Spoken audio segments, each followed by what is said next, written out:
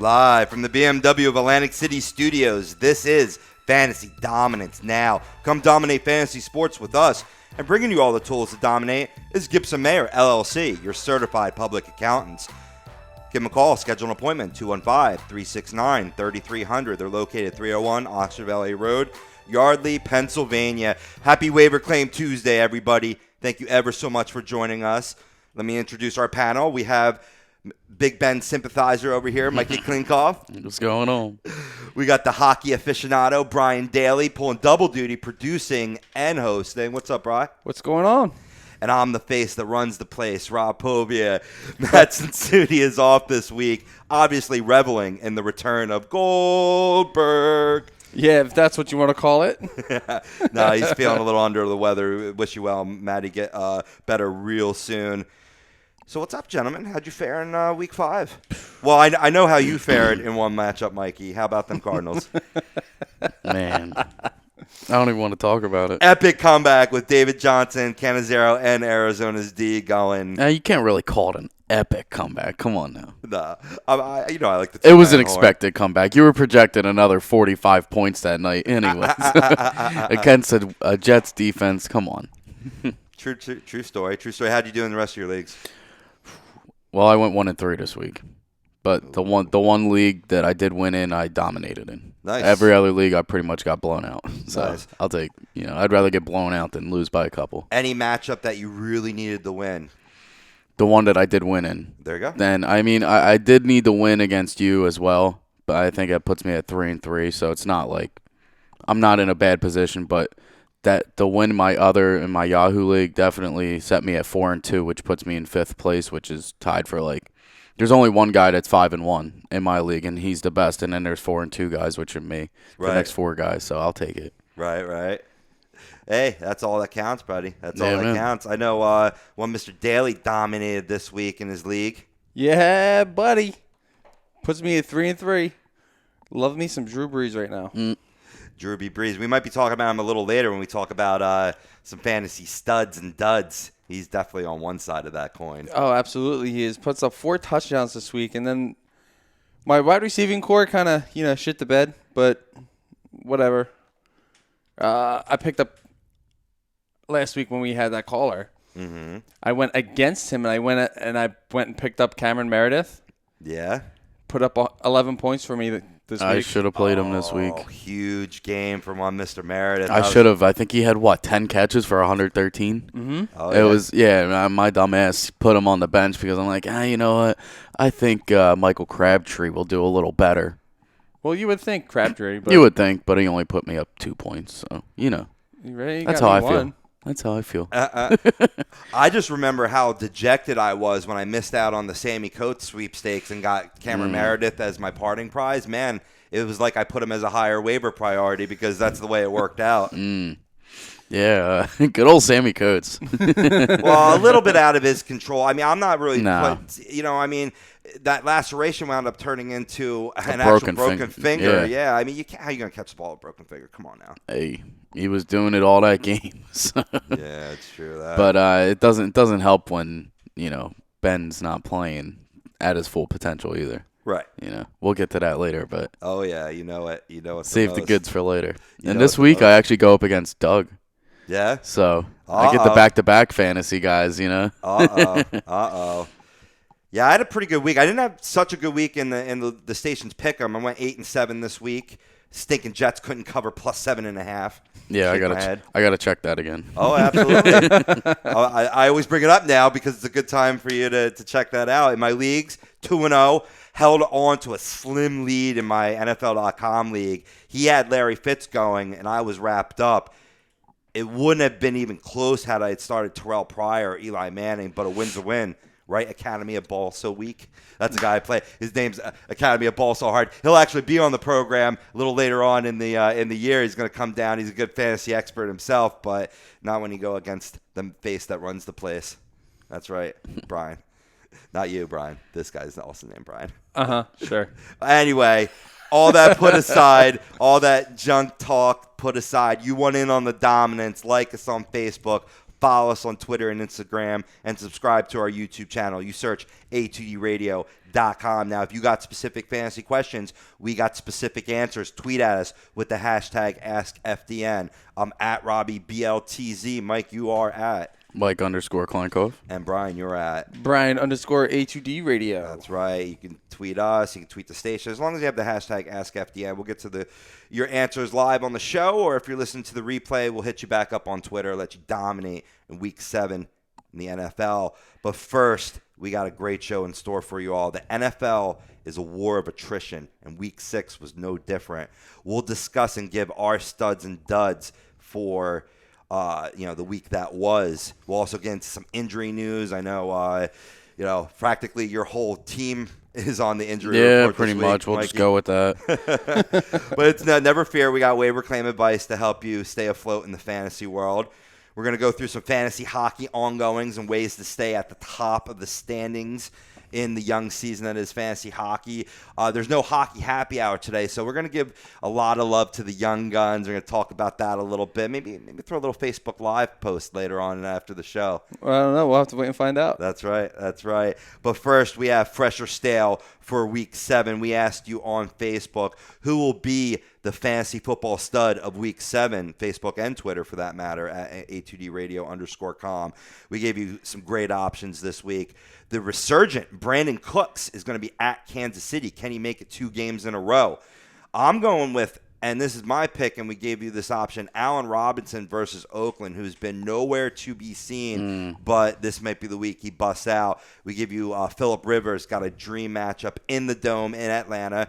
There's lots of other options out there. Hit at us, vote. We'll get to the results later in the show. But first, we're going to get you to Fresh or Stale for Week 6 in the NFL, which is being brought to you by Liberty Event Rentals. For all your party needs, give them a call, 267-314-7368, or you can hit them up online, libertyeventrentals.com.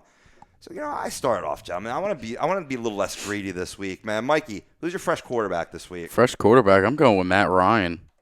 I like his matchup this week. Against a weak Chargers defense, and he's home. And Matty Ice, I just think, coming off a slower week this week against Seattle. They still put up a decent amount of points, but to me, I think he's got a real favorable matchup against the Chargers. So, like I said, and he's home too. And he's home. So I think he's going to light it up at least for 34 fantasy points this week. Yeah, dude, that's going to be a fantasy point haven, that game. It's tough, man. You predicted, we have predicted shootouts in this year, and they didn't really come to fruition. I think this is one that is going to come to fruition. I agree. Well, it's even like who really expected. It is a division matchup, but the Saints and Carolina game. Right. What was that? 79 points scored in that game? Right. Against a Carolina defense that's elite. Just ain't shit. Absolutely. Also, too, I want to ask you, your guys' predicted fantasy studs, do you have them as fresh plays this week? Oh, of I course. actually do. You do? You have yes. them both in there? Okay, Yeah. cool. Then we'll save that. Because let's say if you had a different option for a fresh play, I wanted to give you time to describe Well, I have you another think. option as well, so Of course I you could do. always do. Yeah, you do. Yeah. Got to have something in your back pocket, baby. Yeah, of course. I got a whole – I do a whole written lineup. Yep. Just like it would be set up for my Yahoo League or Right. something.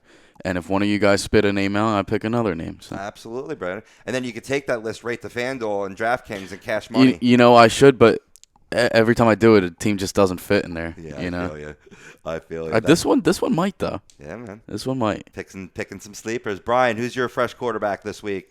Mine's actually my pick for the stud. Yeah? I'm actually going against Mikey here with Phillip Rivers. Falcons' weak pass defense is going to be heaven for Phillip Rivers. He's put up almost 1,700 yards already this year, 12 touchdowns. He's thrown 3 interceptions. Total turnovers this year has been 5, with 2 fumbles in addition to the 3 interceptions. But it's a dream matchup for Phillip Rivers, and I think he's got some good receivers that can get open. He's got options on each side as tight end with Henry and Gates being back. Yep. And he still got Melvin Gordon. So Yeah.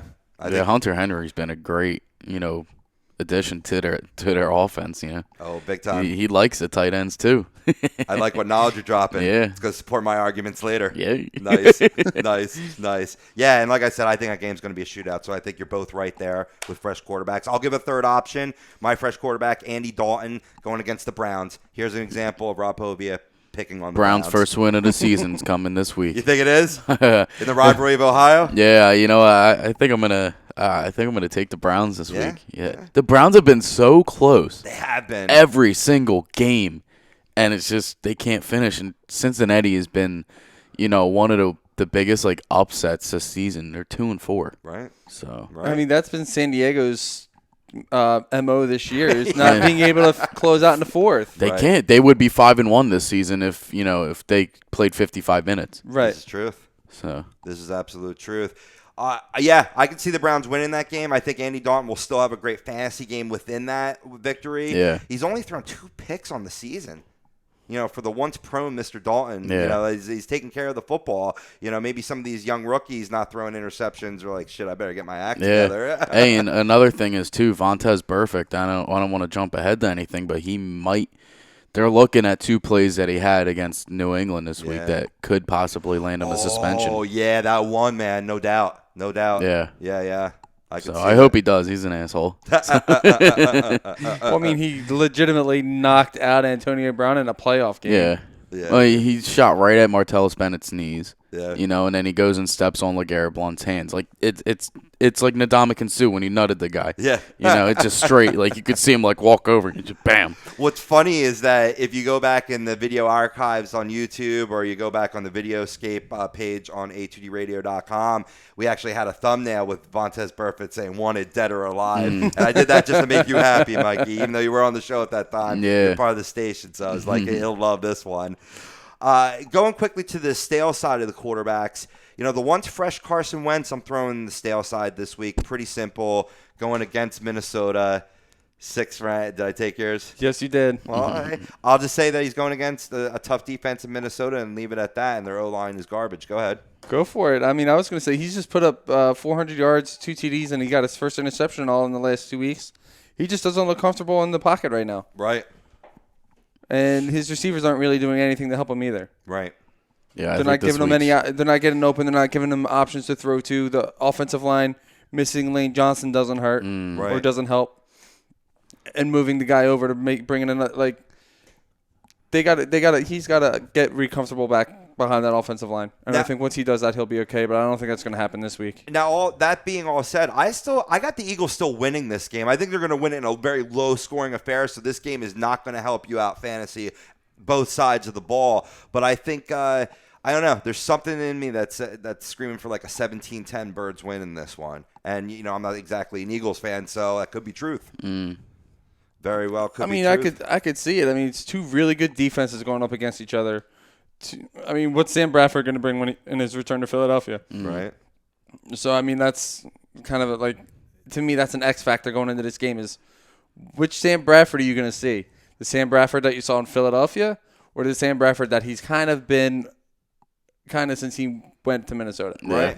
And bottom line is several of these players that we're going to list on the stale side, you may be forced to have to play because we got a very fantasy relevant game this Thursday with Bears-Packers. And then this week is also another London game with Giants versus the LA Rams out in London. So you're going to have 2 games before the spread of games on Sunday. Oh, man, I got to be up early on Sunday? Yeah. That's all right. Put the pop. Yeah, we know Brian doesn't like to be up early.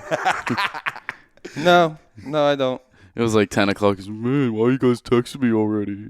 First of all, it was 8 o'clock in the morning. My alarm hadn't even gone off yet. You guys are blowing up my phone. Hey, let me not front, man. I'm not a morning person either. I was actually working an overnight at my side job, so I was already still up. That was actually my dinner time conversation. Mikey, who's your stale quarterback? My stale, I'm going Trevor Siemian here. Yeah. This week, they go against Houston's pass defense, which, you know, is very strong. And he looked horrible against the Chargers defense, which, you know, normally lets up a lot of passing yards. So Right. I really don't like him this week. I mean, I'm still going to play Emmanuel Sanders. I mean, why wouldn't you? Sure. But Trevor Siemian, just stay away from him, you know. The book's out. Yeah. Yeah, I feel like Simeon likes to throw to Sanders a lot. He does, but this week, I mean, Got me 6 points. So Got you more than I got from Demarius. Nice. Well, not nice. Not nice. Well, that it's you not only got nice. It's not points. nice in a fantasy sense. Right. But me not being I'm not a Broncos fan, so it doesn't really matter. Exactly. That's where I was going with that. Let's stick with you, Mikey. Who's your fresh running back for Week 7? fresh running back. You know what? I'm going to go out on a limb here. I'm going with Terrence West against the Jets defense. 2 good games in a row, and the Jets defense has been very porous. Very bad with the run defense lately. So, Terrence West, he had a great game last week. 2 touchdowns and 87 yards rushing. So, Right. And the fear with West is that people are like, well, I can't put much stock in him because Kenneth Dixon is going to be the man there. But if he's playing like that, how can you take him out? You can't take him out. It's Right. the same thing. Oh, what's his name? Tony Romo is going to come back and start. Shut up, Jerry. You're an idiot. But Brian, you're fresh running back. Fresh running back. I'm like Mikey this week. I'm going out on a limb. I'm going to say Matt Jones against the Detroit defense. Ooh, I like your style. 2 out of the last 3 weeks, he's had phenomenal games. Broke 100 yards twice. Found pay dirt twice. I mean, if you go by how he's been on and off. He's scheduled to have an off week this week, but I don't know. Something about this Detroit defense. I think he's gonna come out and he's gonna put up 100 yards, and I think he's gonna find pay dirt. Yeah, you know who else was supposed to have an off week? Jay Ajayi. Yeah. He was He's projected supposed to have an 2.5 off points. career. He was projected 2.5 points. I know. 38 points later. I dropped him. He's on my bench. Could be. I wish I could say he was on my bench. Now, I agree with you, Matty, and I agree with your pick of Matt Jones, Brian, because he's going against the Detroit Lions defense that's only given up seventh fewest points against running backs, and I think that's very convoluted. I don't like this run defense. I like the way Matt Jones has been battling tough defenses. He had a great game against Baltimore, which was another tough defense. So I see you going against the trend and going against the numbers and really paying off. And let's face facts, so did ODB last week. He did. Yeah. Yeah. Odell had another great game.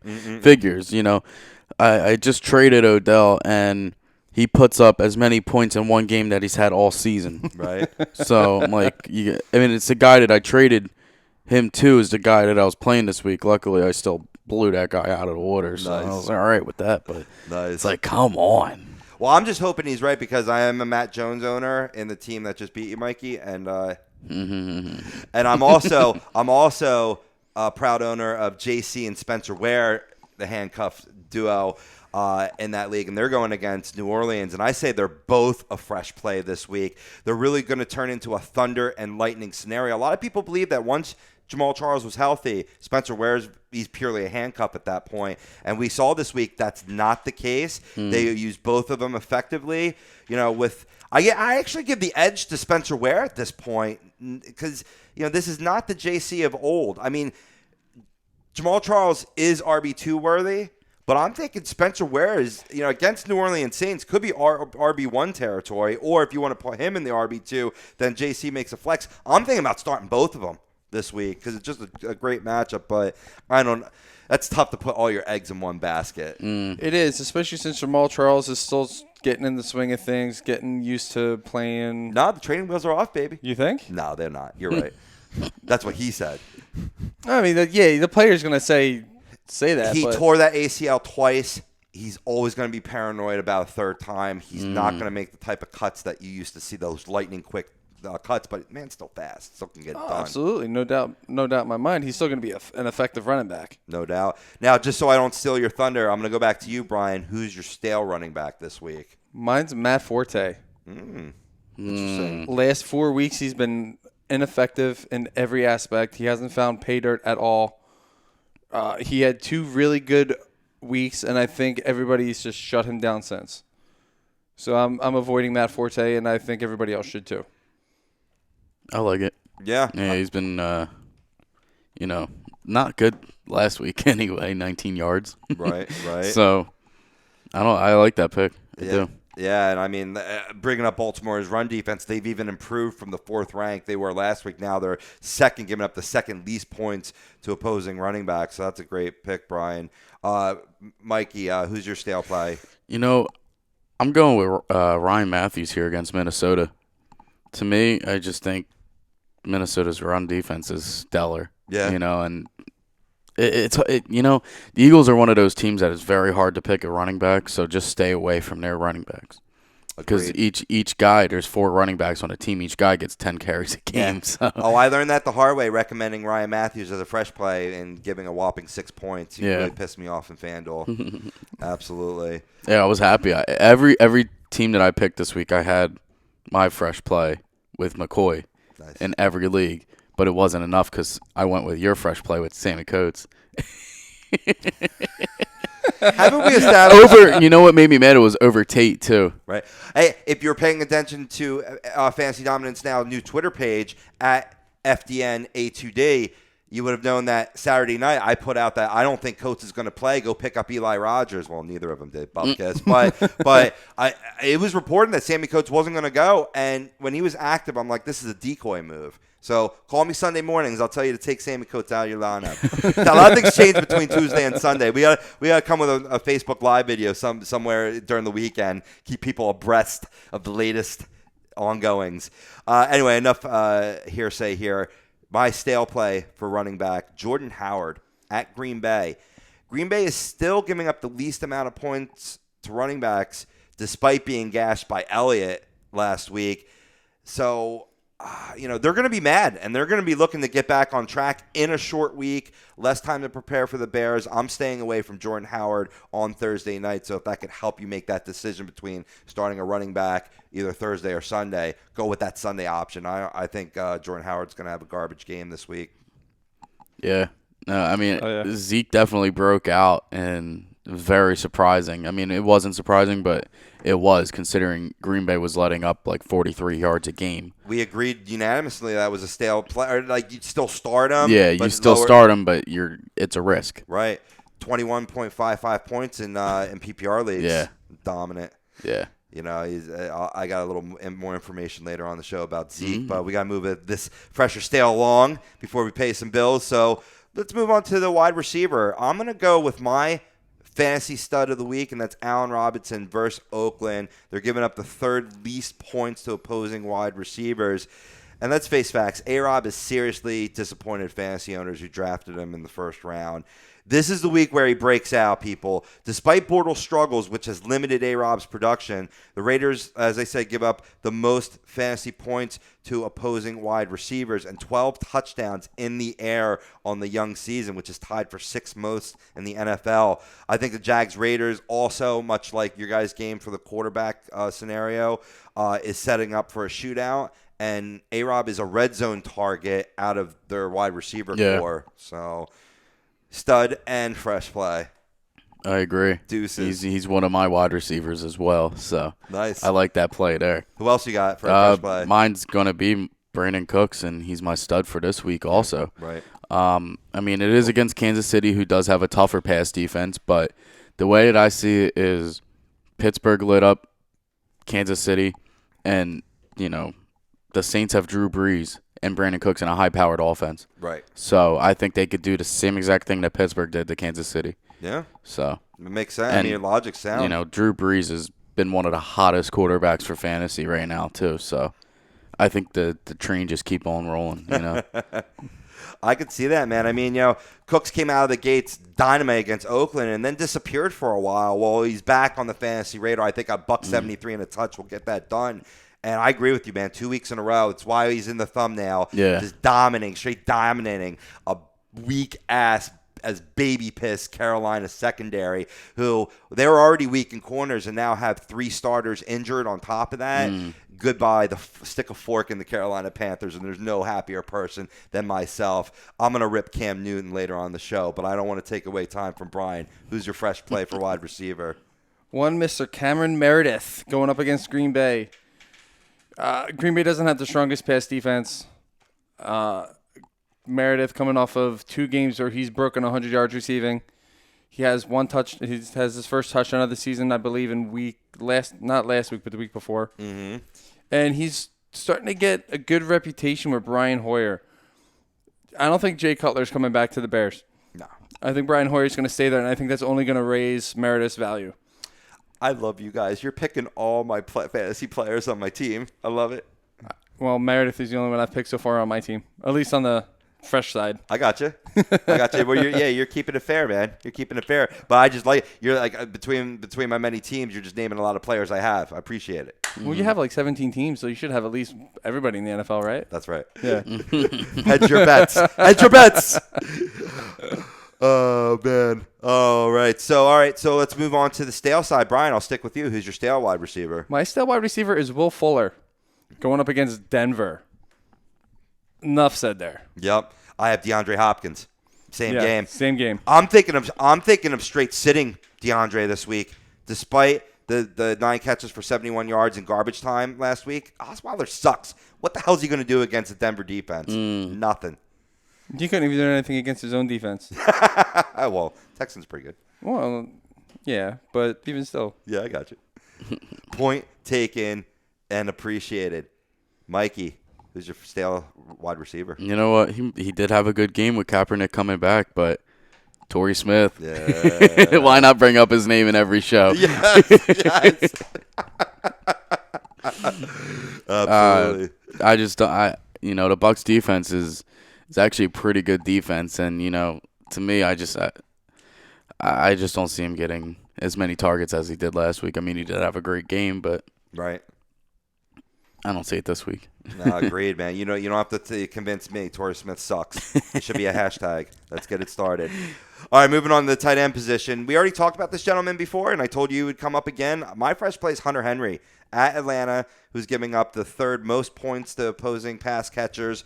Let's face facts, people. Hunter Henry, 3 straight weeks, 3 straight TDs, 3 straight double-digit fantasy point performances. You got to go with Hunter Henry in your starting lineup. Maybe even over Jimmy Graham. I'm saying he's a stale play this week at Arizona, who's given up the least points to opposing tight ends. And he's always had trouble with that defense, dating back to his Saints years as well as on Seattle. I think he could have a very disappointing game this week. Brian, who's your fresh and stale tight end? My fresh tight end this week is Rob Gronkowski. Looks like he's starting to be healthy now, and he's got Tom Brady back, so that's going to help his value. And then on the stale side, I got Zach Ertz going up against Minnesota for the same reasons that I'm saying to sit Carson Wentz. Right. Agreed. I like you. Agreed, man. We're right on the same page. I want to argue with you people. That's what we're here to do, Agree to Disagree Radio. But you all smart. That's why we're together. The greatest panel in the world. Fantasy Dominance Now. Hashtag AskFDN. Mikey, who's your fresh or stale tight end? I'm going Delaney Walker against the Colts. Marcus Mariota is coming off a great week. And, Delaney Walker's, I think he's been kind of slow this season, but I think he's going to pick it up against the Colts defense that is not very well against offense or passing defense. So, and my stale, I'm going with Kyle Rudolph against the Eagles defense there. He's been kind of shaky lately. You don't know what game you're going to get from Bradford and his connections with Rudolph, so it's kind of shaky with me. Yeah, he's been more with the wide receivers, less with the tight ends, and which is surprising. I thought it would have been the other way around. Sammy Sleeves going to Minnesota, but those fast linebackers on the Eagles, they'll cover him very well. Speaking of defense, my fresh defensive play, I'm going with the Ravens again. I'm going to the well again with the Ravens. And hey, look, they don't even have to travel. They battled the Giants last week. They faced the Jets this week, who might be having Geno Smith as their starting quarterback. So you got to start the Ravens defense this week. There'll be a hot waiver wire claim too, which we'll get to later in the show. My stale side, if you happen to own them, definitely go pick yourself up a new defense, and that's a Chargers defense at Atlanta. The Falcons are the number 1 offense in the NFL. Too close for me to play San Diego despite a 12-point effort versus the Denver Broncos. Brian, your fresh or stale defense? Fresh defense, I got Minnesota playing against that shaky Philly offense, and I'd say sit Pittsburgh's defense going up against New England. Mm-hmm. Yeah, you can coincide with that. From Yes. Personal experience. Who's your fresh or stale? Minnesota's defense against Philly is my fresh, and my stale is Bears against Green Bay. I just think Green Bay is going to finally light it up here against a nice division rival. So Agreed. It's at Lambeau, so. Real quick before we hit the break, we'll do our kickers. I'm going fresh play, Mason Crosby versus the Bears. There should be lots of field goal opportunities for a sputtering Green Bay offense on a short week. I'm sitting on the stale side, the Blair Walsh project. It should be a low-scoring game, as I said before. Brian? I got start Brandon McManus against Houston. Should be, again, same plenty of opportunities for him. And sit Nick Folk going up against Baltimore. Yep. Word. I like Josh Lambeau, San Diego's kicker against Atlanta. And I don't like Sturgis against Minnesota's defense because, like you said, it's going to be a low-scoring game. Right. You don't like Sturgis anyway. No, Sturgis sucks. Yeah. Sturgis sucks. He really sucks. That's something that we can all agree with, even no matter what team we like. All right, so that's fresh or stale for Week 7 in the NFL. Our advice for Week 7 is not over. Later in the show, we'll get into injury news and waiver. It is Waiver Claim Tuesday after all, so we'll give you advice on which players to lay claim on. After the other side, on the other side, I should say, we'll be looking back at Week 6 review and picking who our fantasy stud and dud of the week was. Did it match up to who we picked last week? All that and more here on Fantasy Dominance Now, which is being sponsored by the BMW of Atlantic City dealership. They challenge its sales team. They must sell 100 vehicles, which means you save. Right now, lease a certified pre-owned elite 2016 BMW 320i with X-Drive, just $299 a month for 36 months. The ultimate driving experience is closer than you think. BMW of Atlantic City, easy to get to. Minutes off exit 37 on the Garden State Parkway, or check them out online, bmwatlanticcity.com.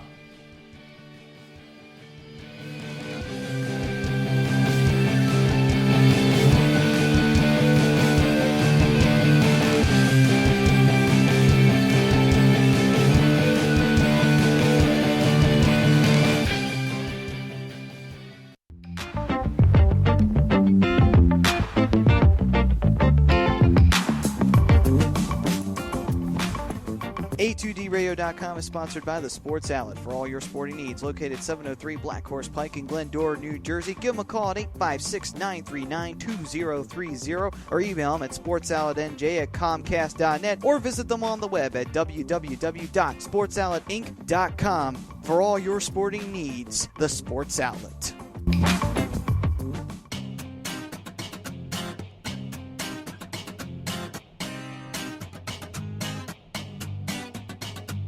A2DRadio.com is proudly sponsored by Gibson Mayer LLC Certified Public Accountants. Gibson Mayer, located in Yardley, PA, is a leading accounting and business consulting firm with a proven track record of handling critical issues with expertise across many different industries, including construction, distribution, hospitality, manufacturing, real estate, service trades, merchandising, professional services, and professional athletes. Give them a call at 215-369-3300. That's 215-369-3300. Your initial consultation is always free, and if you tell them that Tom and Mike from AM and the PM sent you, you'll receive 15% off all income tax services completed by February 15th. That's Gibson Mayer LLC Certified Public Accountants, 215-369-3300, or visit them on the web at www.gibsonmayer.com. That's gibsonmayer.com.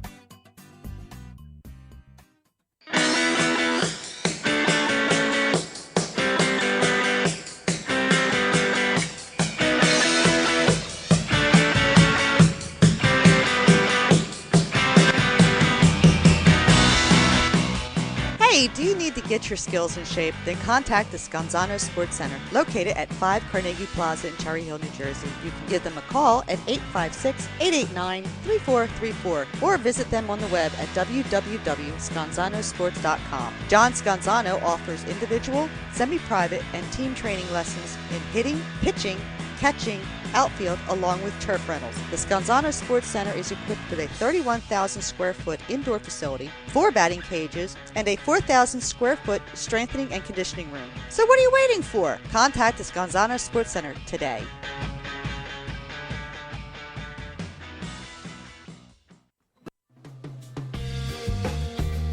You're listening to Fantasy Dominance Now, only on A2DRadio.com.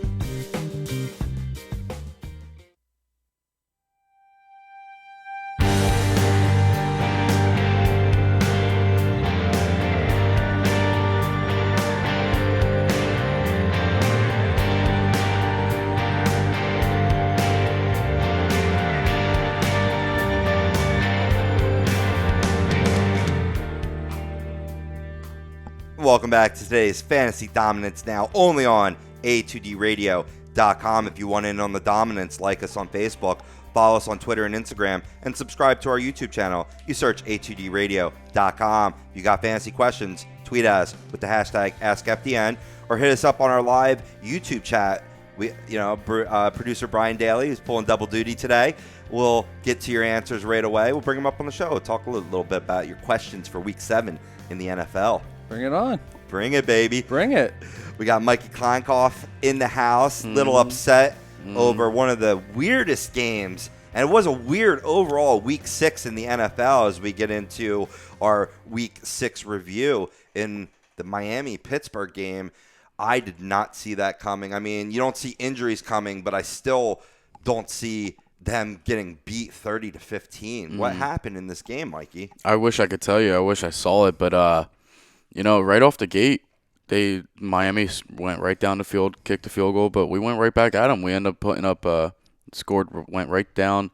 Darius Hayward-Bay had a 60-yard run for a touchdown. We went for 2, got the 2-point conversion. I was like, all right. Real quick, we went right back down, scored on them. Then they were right back on us. And it's just, it was just a bad game. I mean, Ajayi putting up 204 yards against our run defense is just bad. Yeah, that was one of the biggest surprises of the week. I'm sure we'll get to that later. But wait a minute. You didn't watch your own team's game? What the hell's going on? I was at work. All right.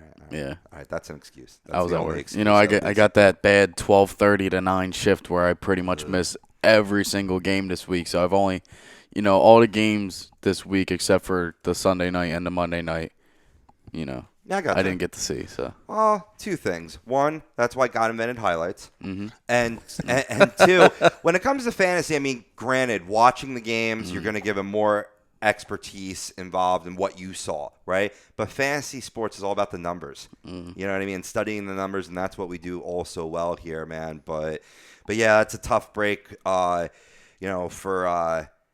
the Pittsburgh Steelers with Big Ben.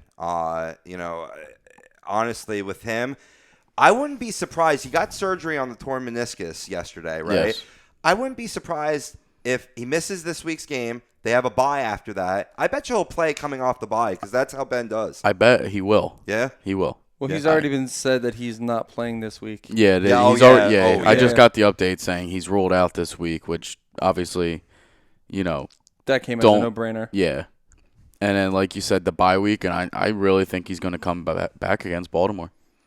So. Yeah, I think you can lock it up. Yeah, because you know what? Landry Jones, he's done. I can't see him on the field anymore. He is by far the worst backup I think we've ever had. Yeah.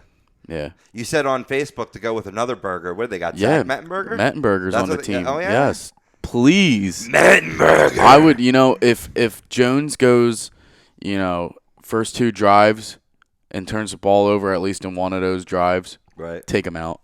Because I can't stand looking at him. I really can't. He's just it's Your horrible. Sight just I just know going into a game if Jones is starting, we're gonna lose. Right.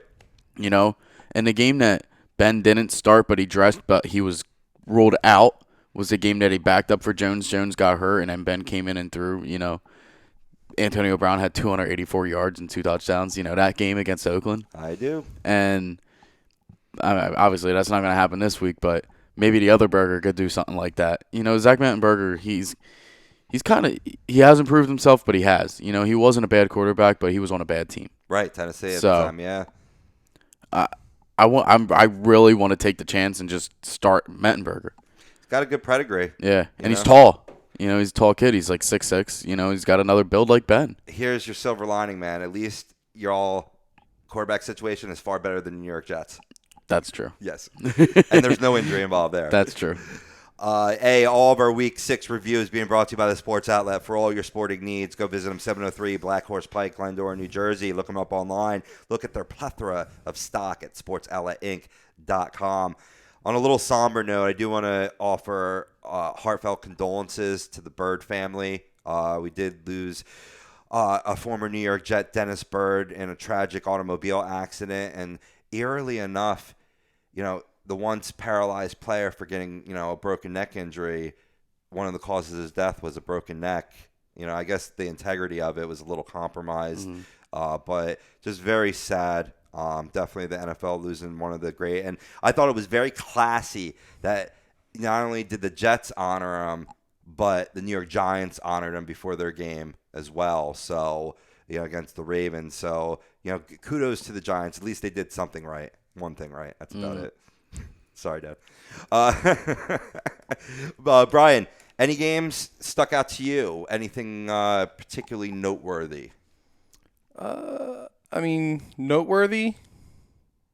Not really. I didn't get to really watch much football this week. Sunday was a bit of a rough day for me. I was hanging out with some family. Yeah. So I got to watch bits and pieces of that atrocious Eagles game. Yeah, I figured go the Eagles-Redskins game, yeah. Yeah, my family's full of Eagles fans, so that defense just did not look good. That offense did not look good. And I get that it's a 16-game season. And they're in a division where they could very easily fall behind after a really bad week, especially against a division rival like the Redskins. Right. I think they could, if they don't rebound this week, they could really start to fall behind Dallas. Yeah. I think where the Eagles need to be concerned is about that O-line, man, without Lane Johnson. Extremely concerned. If they don't shore it up, Carson Wentz is going to get hurt against that bullish Vikings defense. There's no doubt about it. What is it? What do they nickname Big V? Something like that, but I know they got some big, nasty linebackers. They should call him Big P, like Big Pussy from The Sopranos. 'Cause that's what he is. He's a big pussy. But Carson Wentz, this is two inauspicious games in a row for him. The Detroit game where I thought he was going to be lighting it up, 238 yards, 2 touchdowns, 1 interception. And this game comes back 179, no touchdowns, no interceptions. So he did take care of the ball, corrected that problem. Not that it was a problem. He was going for the win there. That's how I got that pick. But is this an example of Carson Wentz regressing a little bit or just coming back down to earth after a hot rookie start, kind of going through the growing pains, or is this purely circumstantial, Brian? I think it's a little more of the defenses are starting to really get a little weary of him now that they actually have some tape on him. So they're starting to get to see getting to see what he does well, what he doesn't do well, and it's like you said, missing Lane Johnson in that offensive line doesn't help either. Yeah. That's a big hole to fill right there. Big time. Yeah. Well, the thing is too, he was 11 for 22. So he only had 22 passing opportunities. I don't know how many of the balls were dropped, but I know, Jordan Matthews is always suspect for at least dropping 1 or 2 a game. Yeah. But to me, it's not really him regressing. I just think, he had 179 yards on 11 completions. Right. So, that's pretty favorable average. Great point. Looking at per attempt, per completion, that's like 16 yards or whatever it would come out to be. Or I don't know. I haven't done division in a while. I was told there was no math. But if you look at it that way, he's had almost 17 yards a pass. Yeah. So yeah, you can't fault him there. No, I don't see it as regression at all. It's the NFL starting to get used to him, and now that they're starting to get tape on him. Yeah, I think he's gonna have to do a little bit more work for himself to prepare. Make that adjustment for each week. Yeah, to make the counter. Right. Just so they, keep the defense guessing and just keep them on their toes. Yeah, man. I think he will, too. He's a very smart kid, very intelligent, coming from North Dakota. Great story, real quick. Great aside. I'll try to make this very quick.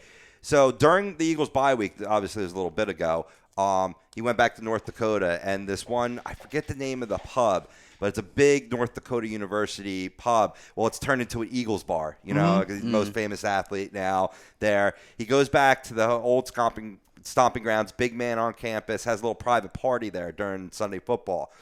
They rack up $1,000 tab. Of course he picks up the tab.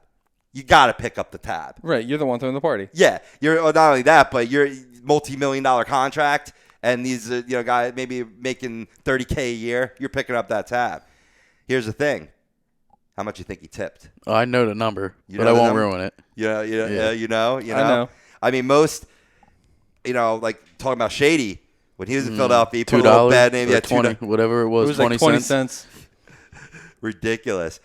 This kid, $500 tip on a $1,000 bill. Good job, man. That's class. Hey, that's And then 50%. That's nice. Here's the kicker. I don't know if you heard this part. He apparently drove off in some broken down old Volvo or something like that. I heard about that. It was like a beat up truck or something. Yeah. Yeah. Oh, shit. He keeps it real. It's like Kawhi Well, you Leonard. could stack deer back there. That's Exactly. Why. Yeah. Avid hunter. I mean, it's not like it's a new, like, $50,000 truck. No. Right. It was apparently this old, broken down, beat up old thing. But no, good for him. Like, stay humble. Stay down to earth. Like, don't let this change who you are. Right. I need to invite Wentz over to my place, man. The other day I posted it up on my Instagram at @Pove_A2D Radio. I had about 7 deer in my backyard. I saw that. You saw that, right? Yes, I saw that. I saw that The too. deer population in New Jersey is out of hand. Now, I love deer. I think it's wrong to hunt for sport. If you're eating, okay, that's a different thing, right? But now it's getting a little out of hand. Maybe I need to change my stance. Come on, Carson. Let's get the crossbow out. Let's do it old school. I got no problem with hunting for sport. There you go. You know who else was hunting for sport this week? The Chargers, man. They lit up the Denver Broncos and going back to Thursday Night Football with a 21-13 win, which really snapped 2 streaks. This is really interesting. I picked up this tidbit. Denver had won 15 straight road games in the AFC West before losing this contest, and San Diego had lost 10 straight versus AFC West opponents. And both were snapped there. Just a exercise in success and futility, and maybe a little bit of changing of the guards. I don't know. San Diego, like I said in the past, is the Dallas Cowboys of the AFC. If they can find a way to blow a game, they'll blow it like a $2 hooker. And luckily they didn't this week for their standpoint to kind of salvage or start to turn around their season. But I couldn't believe that. 15 straight road games Denver Broncos had won in that division. And I couldn't believe San Diego had lost 10 straight against that opponent. I think I went back to like 2014. Yeah, that's pretty bad. Sounds about right. Sounds like Cleveland. Cleveland, right? No, Hey, but I think San Diego was on the verge of losing that game until Demaryius Thomas decided to cough up that football. Yeah. And then after that, tides turned back in San Diego's favor, and San Diego finally finished one out. Totally changed the momentum of that game. Absolutely. Right. Absolutely. All right, well, it's going to behoove me to talk about the Cowboys-Packers game this week because that was a big surprise as well in a very overall surprising weekend. Dak Prescott set an NFL record 176 pass attempts before throwing his first INT to begin his career, which passes the great Tom Brady finally on the 177th attempt. He got the pick. He owned it. Yeah, he was like, I could say it was circumstantial. No, I didn't set my feet. I love this kid, man. This kid, during the bye week, had 3 different high-priced endorsements offered his way, and he turned them all down. Do you want to know why? He wanted to spend the bye week with his grandmother. Good for him. Good kid, man. Good kid. No doubt about it. But what this raises in this game is what the hell is wrong with the Green Bay Packers and Aaron Rodgers? You think Aaron Rodgers is playing hurt? Because this is not the Aaron Rodgers I know. He might. Because they have one of the better offensive lines in the league, too. And they just play like shit. They really have been. Say the same thing for Eddie Lacy. Eddie Lacy has been underperforming for what everybody thought that he would do this year, especially after dropping a lot of weight. Right? Going from Cheeseburger Eddie back to... He's probably going to work his way back up to Cheeseburger since he, You know that's right. Oh, man. But, yeah, I mean, in regard to Rodgers, I'd never seen him miss more throws like this before. This was his 4th game with a passer rating under 100 this year. I can't really figure it out. We predicted preseason that Aaron Rodgers was going to light it up. I had him in, I think, my top 20 or top 25 overall because of getting back Jordy Nelson. Yeah. I could flip back to it real quick. I think I had him as my number 2 quarterback for fantasy this year, and he's been far from it. Right? I Yeah. think I had Cam number 1 for fantasy quarterback, and he's not doing bad fantasy. He's just doing bad overall as a team. Oh, yeah, that Carolina team has just been absolutely hard. Mm-hmm. Yep. Another little ridiculous story about this. So after the game, Dez goes on record and predicts that Ezekiel Elliott will hit 2,000 rushing yards in his rookie year. Yeah, okay. Another example of Dez Bryant. This dude manages to put his foot in his mouth by putting that kind of pressure on a young kid, on a rookie. and he put his foot in his mouth without even being active. We'll update that in the injury report later, but I just, bringing up this article, yes, he is on pace for 1,875 yards, 13 touchdowns, which would break Eric Dickerson's mark of 1,808 set in 1983 as a rookie. To absolutely smash that record.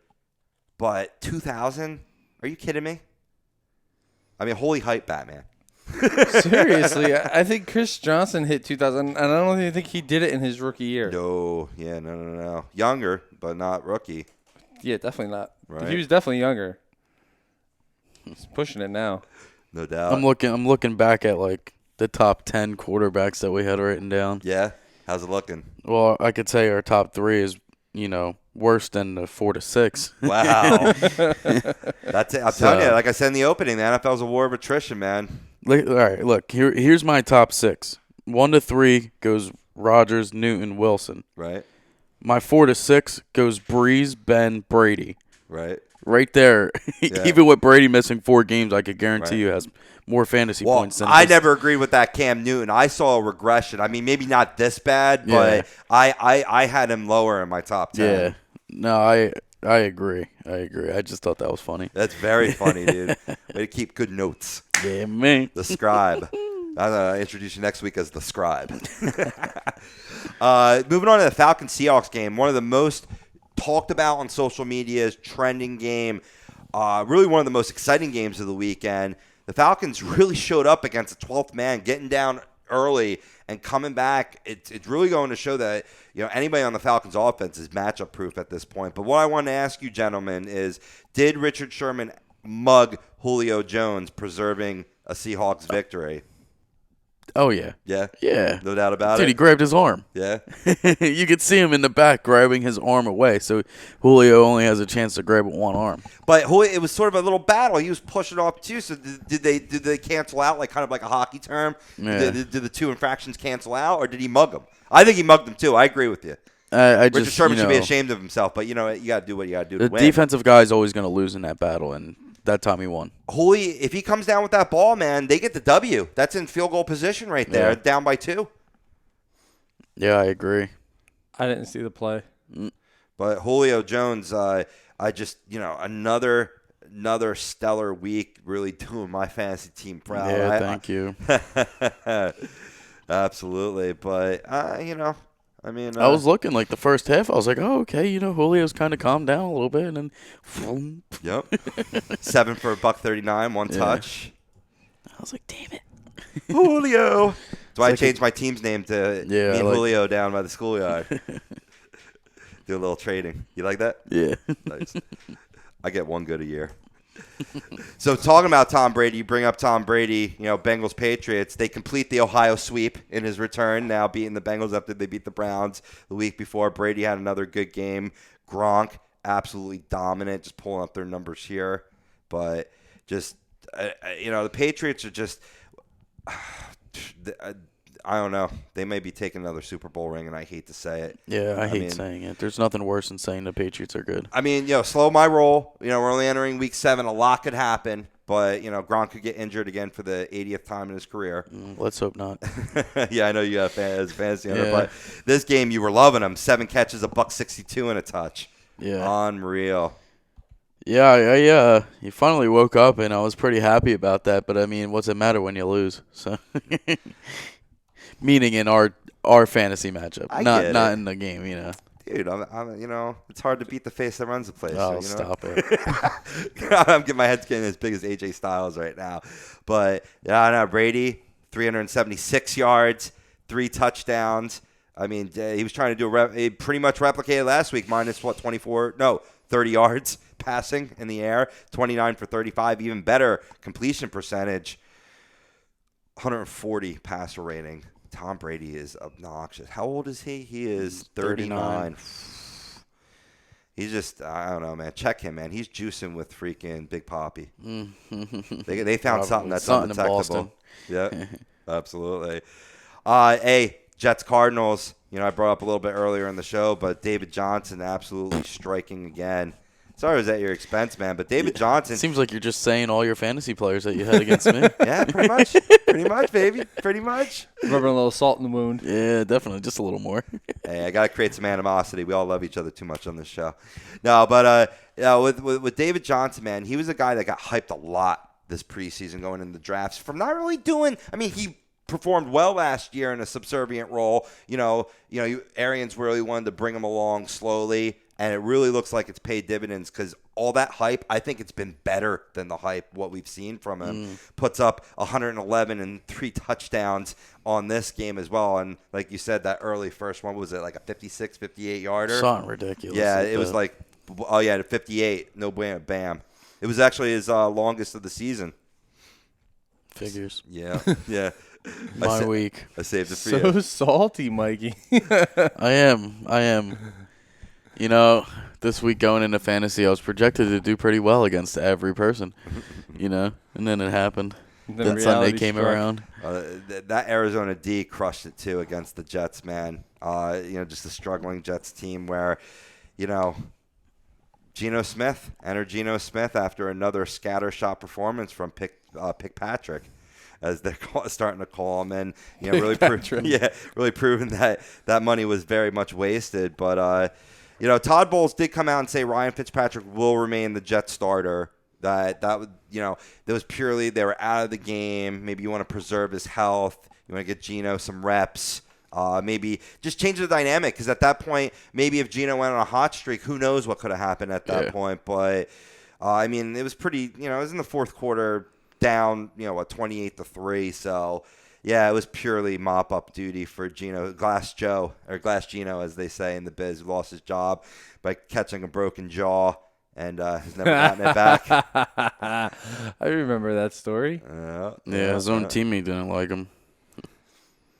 I think he owed his teammate money or something like that, and he said he wasn't going to pay him, and Geno got his jaw broken. Right. But it'll be interesting what happens with that. I mean, as the Jets continue to spiral. What's their third string? Kyle Petty? I have no idea. Let me look that up real quick. They have Hackenberg. Yeah, he's not going to see the field this year. What's his name? Bryce Petty? Bryce Petty. Thank you. Bryce Petty. That's who I kind of want to see in this offense. I kind of want to see what Bryce Petty can do. Even though I flubbed his name, I know what the kid can do. And just seeing him, I mean, you're not going to have Eric Decker all year, but build up a rapport, Brandon Marshall, your top target, Matt Forte. See what you got. Yeah, I mean, you might as well. It's a team that's not going anywhere. It's not going to hurt. You might as well see what the kid can do. Absolutely. I just want to, before we get into fantasy studs and duds real quick, man, I got to blast Cam Newton. You lost a tough game against New Orleans. Yes, they're 1-5. Yes, they're 1-5 now, right? I get it. Times are low. This is why I always hated this guy, because when they were dominant and winning, doing the dabs, doing the dances, all smiles. Then you saw what happened when he loses in the Super Bowl. I almost gave him a pass for it. You lose the big game, that's heartbreaking. Yeah, and you hear the guys on the other side of the board, Right, talking smack about you. It wasn't even so much the questions. He does it again in this press conference in a regular season game where they're not asking him tough questions. They're not asking him tough questions at all. Are you disappointed with your performance? What can you do better? What this and that, yada, yada. Cam Newton, you're a freaking punk, in case you didn't know out there. And I just knew that as good of a winner as he was, is as spoiled of a loser. He's just a spoiled little bitch. All right, I'm done. Let's do fantasy studs and duds real quick before we wrap it up. Brian, let's start with you. Who was the fantasy stud in week 6?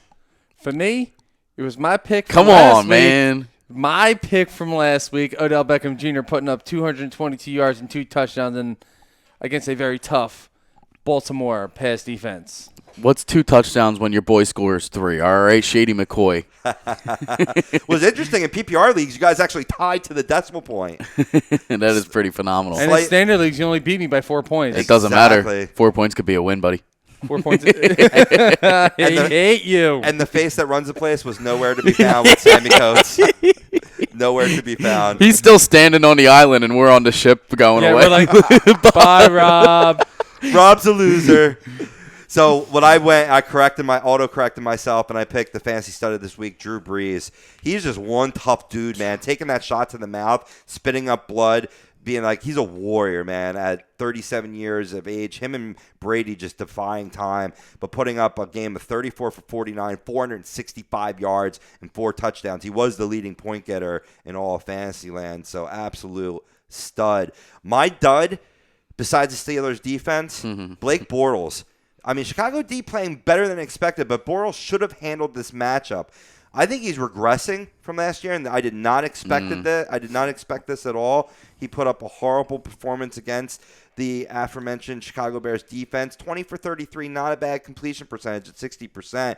271 yards, 1 touchdown, another pick, which makes, let me see how many he's got on the year real quick. He's got 7 interceptions and 2 fumbles in 6 weeks of play. Did they have their bye week? No, they did not have their bye week yet. So that is six games, but just absolutely putrid, man. I'm embarrassed. This is a guy that I did draft and I'm not too keen on or whatnot. Jeremy Maclin was another fantasy dud this week. He absolutely wasted a great matchup. Yeah, he's been pretty much a dud with Alex Smith as your quarterback. Right. Absolutely. Yeah, Alex Smith, that was a dud this week as well. Who was your dud this week, Brian? Mine was supposed to be a fresh start from last week, and Michael Crabtree only going 2 for 4 for 10 yards. Mm-hmm. I thought he had a good matchup against Kansas City, and I was dead wrong. I would have too because, but I guess because Cooper had a great game. Cooper had like 100 yards receiving before the end of the first half. and 10 catches and everything. Right. And then you have Crabtree. I guess, Crabtree was on Marcus Peters' side. I think this he was week all night. because Marcus Peters is another prima donna of the league that, he could only play the right side of the ball. Primo. Just like Josh Norman. That's why we lit up Washington, because he doesn't play the left side. So why not put your best wide receiver, maybe the best wide receiver in the league, on the other side? No, why not? Prima donna. But to go with my dud real quick, Matt Forte, 19 yards rushing. Congratulations, you suck. You're old. Yeah, no kidding, man. And McCoy is your stud. Oh, yeah. Yeah. Hell yeah. Yeah, absolutely dynamite. I mean, if you want me to pick another one, I'd have to go with Jay Ajayi.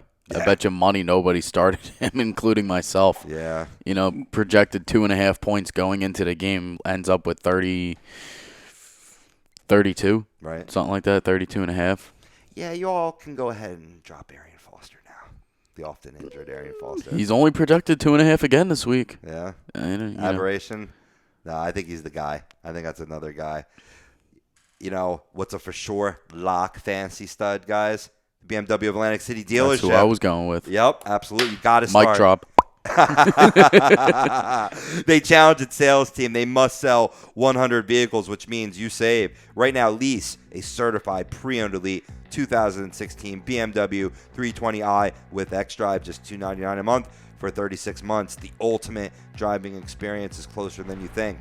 BMW of Atlantic City, easy to get to, minutes off of exit 37 on the Garden State Parkway, or check them out online, BMWAtlanticCity.com. On the other side, we're talking some injury news. We're talking some hot waiver claim advice here on Waiver Claim Tuesday. You are listening to Fantasy Dominance Now, only on A2DRadio.com.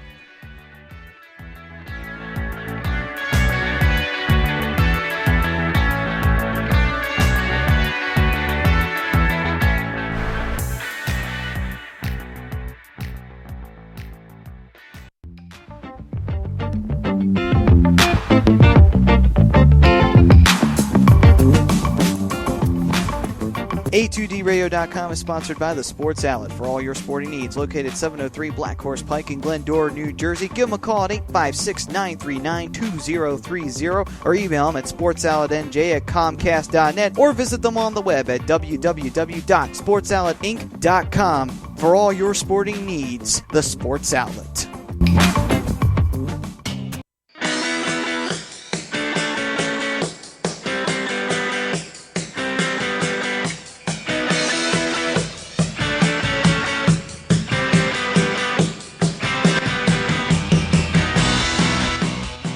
Hey, do you need to get your skills in shape? Then contact the Scanzano Sports Center, located at 5 Carnegie Plaza in Cherry Hill, New Jersey. You can give them a call at 856-889-3434 or visit them on the web at www.scanzanosports.com. John Scanzano offers individual, semi-private, and team training lessons in hitting, pitching, catching, outfield, along with turf rentals. The Scanzano Sports Center is equipped with a 31,000 square foot indoor facility, 4 batting cages, and a 4,000 square foot strengthening and conditioning room. So what are you waiting for? Contact the Scanzano Sports Center today.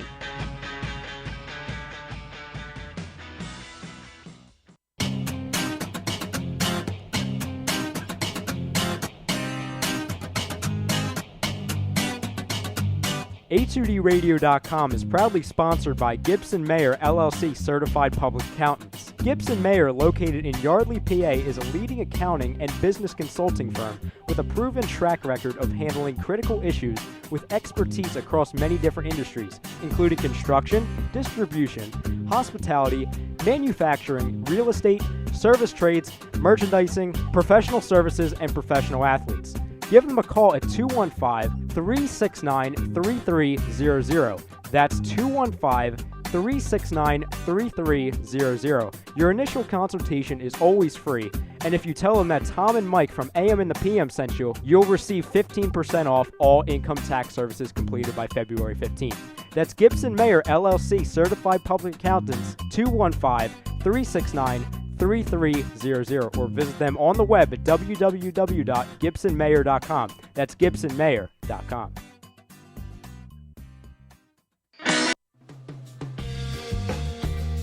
You're listening to Fantasy Dominance Now, only on A2DRadio.com.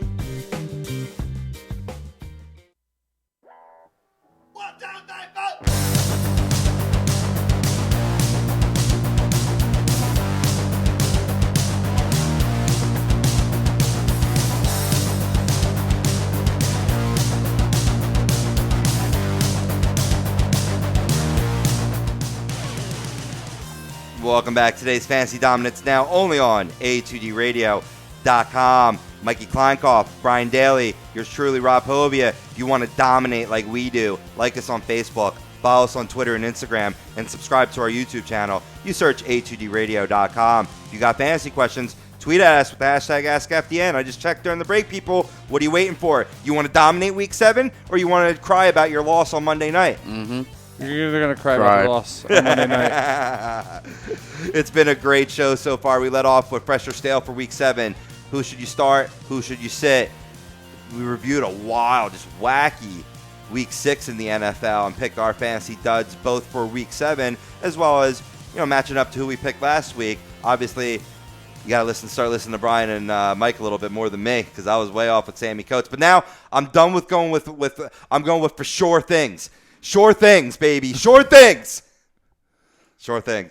Hey, if you missed any of the show, you can rewind back to the beginning right now, or you can stay with us live, come be a part of the show, and then go back afterwards and check us out from the beginning. Get your team ready to dominate in all things fantasy football, all things fantasy sports. We're going to be getting into fantasy hockey a little bit later in the show, maybe a little brief prelude towards fantasy basketball if we have time. We're not like other pussy-ass shows that only cover fantasy football. We cover everything. We help you win money, dominate, brag to your friends. Not as much as I've been bragging over Mike because, I'm just, a sucker like that. Mm-hmm.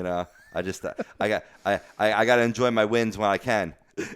Anyway, so it's been a great show, fellas. Want to get to the injury report this week. We already talked about Big Ben with torn meniscus, gonna get got surgery yesterday, and he's already been deemed out after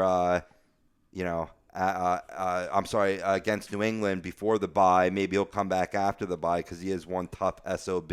Just ask the women he's raped. That's horrible. That is terrible. I don't know why I laughed at that. I'm horrible. I no longer like you. Well, hey, I mean, if you don't think that's funny, go to NFL memes when we're done with the show. They put up this awesome meme from the Chappelle show. I believe Tyrone Bingham's itching his neck, going Steelers fans be like, so what you guys going to do with Romo? Yeah, I saw that. Was hilarious. Oh man, crazy. Hey, I'd take him over Landry Jones. True that. Hey, Big Ben's not the only quarterback that showed up on the injury report. Carson Palmer actually got pulled from last night's game against the not quite yet on Monday Night Football due to a hamstring strain, putting further doubt in the fragile Arizona quarterback's status for Week 7. Well, breaking news just came through on NFL.com's mobile app. He says that he suffered a cramp from the Jets. So good thing is he was on the bike a little bit. He didn't go back to the locker room. He stayed with the team. So good news. All you Carson Palmer owners can take a breath. He should be fine. I'm sure they took him out because of the score. If it was a closer game, it's a game they needed to win, you'd see Carson Palmer sticking in there. Oh, yeah. Big time.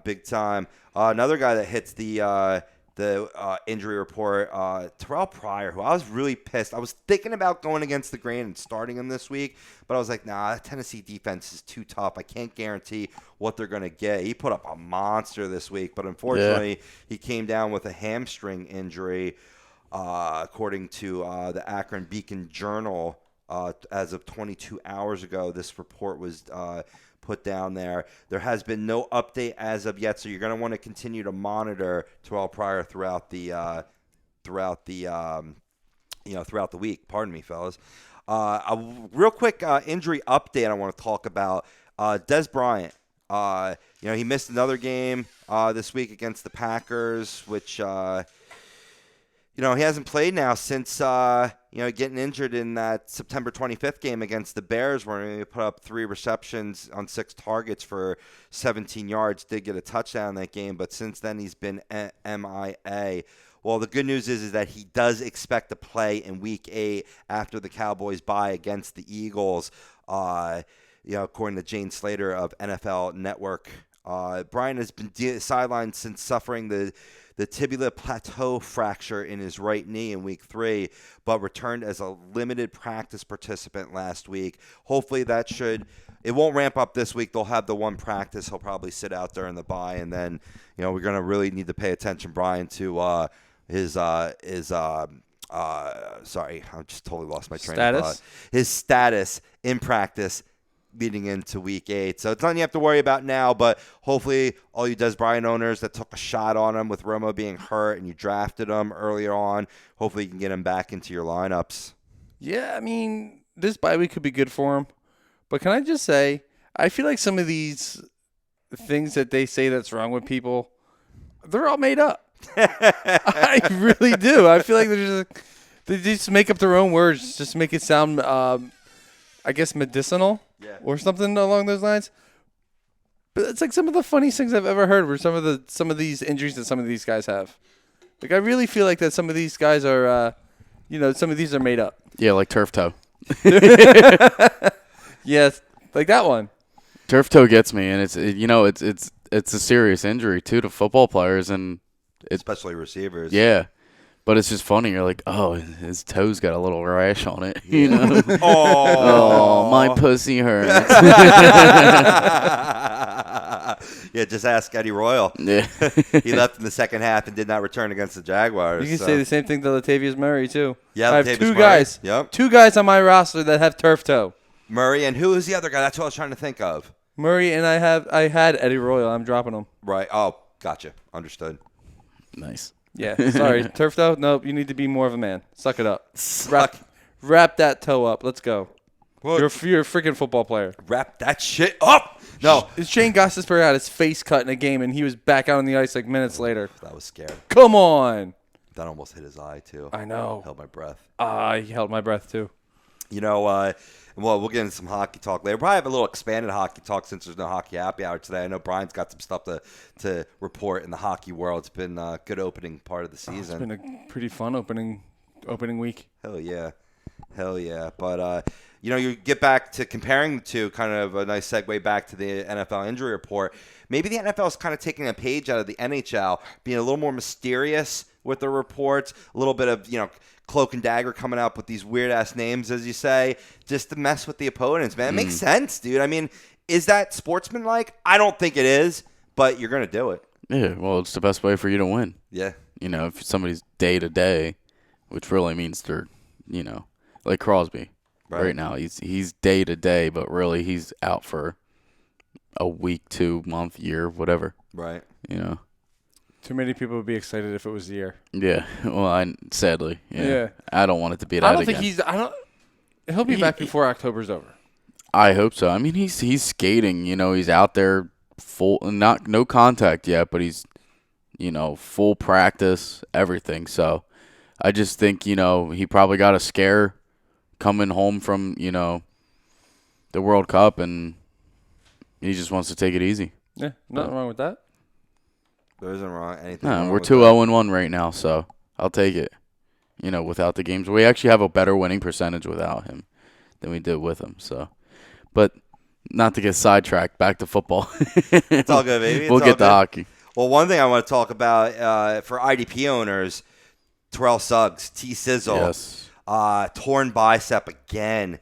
Maybe he did it on Ballers. We talked about that, Trying to punch Rock in the face. Yeah, or fucking that chick in the coat room, wherever it was at, too.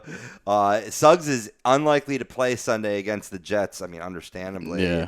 It's suffered a torn bicep for the second time in your career. And despite that, recently making him unlikely to suit up in Week 7, he's determined to play through the injury over the course of the season. Conveniently, Baltimore's Week 8 bye looms right around the corner, so maybe he only misses one game. I don't know. When I first read about this, my opinion was he's done for the season again. I don't know. You fellas think he can come back after the bye? No. That torn bicep, you kidding me? I mean, maybe it's not that bad. Maybe it's not as bad as the first one. Almost like a re-injury or something. Yeah, but still, I mean, that's still a long recovery for a torn bicep. You're gonna have to get surgery on it, and think about it. You go to grab somebody. There it goes again. Right. Oh, yeah. So, that's the way I see it. To me, it's just you use your arms way too much in football to, bring Especially somebody as a down. linebacker. Yeah. I just see you grabbing for somebody or extending your arms against offensive linemen or something like that. And it's you're just going to re-aggravate it over and over again. Right. So absolutely. Sticking with another IDP option, Morris Claiborne has been playing good cornerback for the Dallas Cowboys. He went down with a concussion in the first half against the Packers. That's bad news for you fantasy owners. Bad news for the Dallas Cowboys as well. Back to the offense. Colts tight end Dwayne Allen did not return to Sunday night's game after suffering an ankle injury in the first quarter, which he's had problems with that ankle before in the past. Also, wide receiver Philip Dorsett did not return with a hamstring injury. Any other ones I'm missing? Any big names, injuries, maybe people coming back? I know you were talking Charles Sims before the show, Mikey. Oh, no, Doug Martin. Doug Martin. Yeah, I was going to say, I know Charles Sims. He's on the IR, but I'm the not. two of them together is what I mean. Yeah. But I'm not 100% sure on if he's coming back. I know he missed practice again today, so I'm kind of hoping he's not coming back this year because I just got rid of him. Right. I need work now. I don't need work to be sitting on my bench. Coming in next couple weeks. But right now, to be on the safe side, still go pick up Jaquiz Rogers. Yeah. He's still a free agent in a lot of fantasy teams, but just going with that injury, I don't know to his extent. I just got an update on Cam Hayward saying that he will miss his second straight game. A guy who hasn't missed a game in his career is now missing 2 games in a row with that hamstring injury. So right, it sucks. Too many injuries, on our linebacker core there, and it's bad. It's bad. Don't, like you said, you're done in a week for defense. Don't go with the Steelers or your stale side. Don't pick it. I would never. Whoever's defense is going up against Tom Brady, just stay away from. Tom Brady. He's my hero. God he's damn, not my Tom hero. Brady. He's like the villain to me.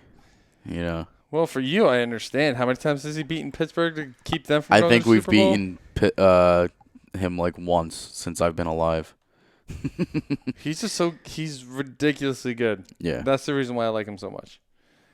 I hate him. And I can't stand the people that say, yeah, they cheated. Well, guess what? Your team cheats too. Yeah. Every team does. .com, right, I Brian? love that website. Every team cheats, but you only cheat if you get caught. So That's well, right. yeah. I mean, I get all that, but even come on, still. I'm gonna go to the Jets camp and well, let's see what's going on today. Like, come on.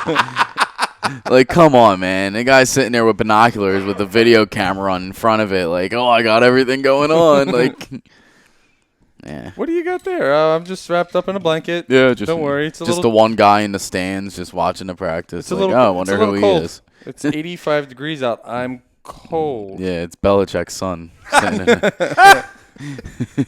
He's got the cameras all wrapped Sitting up. in the stands. Just, I'm a little frigid. Leave me alone. Wearing glasses with a fake mustache. yeah. Sir, you know it's 85 degrees and you got a sweatshirt on. Right. A la like Bobby V back in the day, or that Geico commercial where the deers are wearing. Yeah. I need to tell. All right, well, that's the injury report for this week, and that was brought to you by Scanzano Sports Center, located 5 Carnegie Plaza, Cherry Hill, New Jersey. Give them a call, 856-889-3434. Look them up online, scanzanosports.com. Scanzano Sports Center. Come get your game in shape. So that's who's hurt or who may be on their way back. Who we adding this week, fellas? Who's your waiver claim? Who's your hot picks for Week 7 in the NFL? Well, I already gave one with Jaquiz Rogers. Yep. You know, if Doug Martin is going to stay inactive in the way that he performed against Carolina's defense, take that chance again and pick him up, because I know he's still only 23% owned in leagues. So Right. Take that chance. You know, sticking with the running back position, this was a guy that I had for a good portion of my season, but I let him go because I needed an extra wide receiver. Well, I'm going to try to add him back this week. Duke Johnson. If he's in a PPR league, man, he's quietly having a pretty good season. He actually got his first rushing touchdown of his career this week, only 18 yards on the ground, but put up 56 yards in the air. He's always going to get you that 12 to 14, maybe like 10, as low as 10, high as 14. He's not going to win you a matchup, but he may not lose you a matchup. As long as he's scoring in that realm and all your players on your roster are scoring within that realm, you're going to be victorious more than not. Let me look at some other running back options for the week that was. I got one. Go for it. Devontae Booker. Yeah. You know, he's 27% owned in leagues, but, you know, he didn't put up the greatest fantasy numbers, but there was a lot of check down passes, you know, in that game for him to get those PPR points. I mean, he still had 46 yards rushing with the 2 receptions and 7 yards. Not the best fantasy performance, but then again, all of Denver's offense had a bad game. But if Simeon keeps checking down to Booker, you gotta, you know, it's not a safe. It's a safe bet for a nice flex position. So yeah, I can see that, man. I can definitely see that. Maybe like definitely 12 team. Yeah. Definitely 12 team. Possibly. I mean, a given if you're in a 14 or 16. Oh, yeah. Maybe he's probably owned already. Yeah, I mean, I'm in a 12 person league, and he's not owned there. So Okay.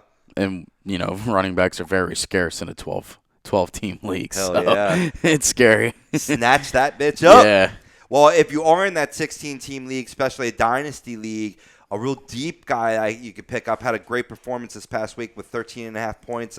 Mike Gillespie from the Buffalo Bills. He rushed 6 times for 60 yards in Sunday's win, including a 44-yard run that put him in the end zone for the second straight week. I mean, obviously, Shady's the man, but, you know, he's got an injured pass, so, I mean, he would definitely be the incumbent running back, but he may even carry some value in a deeper league that. Oh, yeah. Yeah, you got to like that. I mean, shit, he had 60 yards and Shady had 140. Pick a running back that's going up against San Francisco. Definitely. Now, you mentioned one before. If you're hurting for the quarterback position, do you add Case Keenum? That's tough. I mean, jet lag this week. That's the only thing I'm worried about. Yeah. That kind of scares me. With London, you know, the flight over to London. Yeah. He is playing the Giants. You know, Giants' pass defense is, you know, mediocre. Well, maybe it's a stash for after the London game and the bye, because then he has Carolina after that, you know, which is a dream matchup, lo and behold, this year. And, you know, 3 of his past 4 games, over 20 fantasy points. So, man, we were laughing at Case Keenum. Maybe there's a reason why Goff's third string and not even dressed. Yeah, right. Brian, do you have any waiver wire ads? The only one I really have is Cameron Meredith. I've been preaching him all week, all show. So, you know, he's if he's not owned in your league, definitely go grab him. Yeah, he's a great option. Obviously, he's going off the waiver wire like hotcakes last week, and again, even more this week. I think sticking with the wide receiver position, Kendall Wright and Golden Tate. Yeah. Golden Tate resurgence. Kendall Wright had a good game. I think these are both guys you can get. Kendall Wright's barely owned, and Golden Tate, 70% owned. So chances are he is snatched up. But if he's available, I think now is the time to jump on the Golden Tate. I had him. I dropped him. Another wide receiver there in Detroit, Anquan Bolden. He had a pretty good week this week. 8 receptions, 60 yards, and a touchdown. And he's only 19% owned in leagues, so right. Maybe catch him while you can against Washington's defense that's kind of shaky in the pass game with, who's going to cover. I mean, who's Josh Norman covering this week? So right. To me, it's going to open up more opportunities for Anquan Bolden. Right. And last but not least, before we hit the break, Brian, you got to add, if they're available, add the Baltimore Ravens defense. And they may not even be a streamer anymore. They may be one to add and keep, but they got a great matchup if you are streaming at the New York Jets, as I said earlier on in the show. So definitely add the Baltimore Ravens. Even with Suggs being out? Yeah. Oh, yeah, dude. I love that linebacking core. Those covers, the cornerbacks can really cover.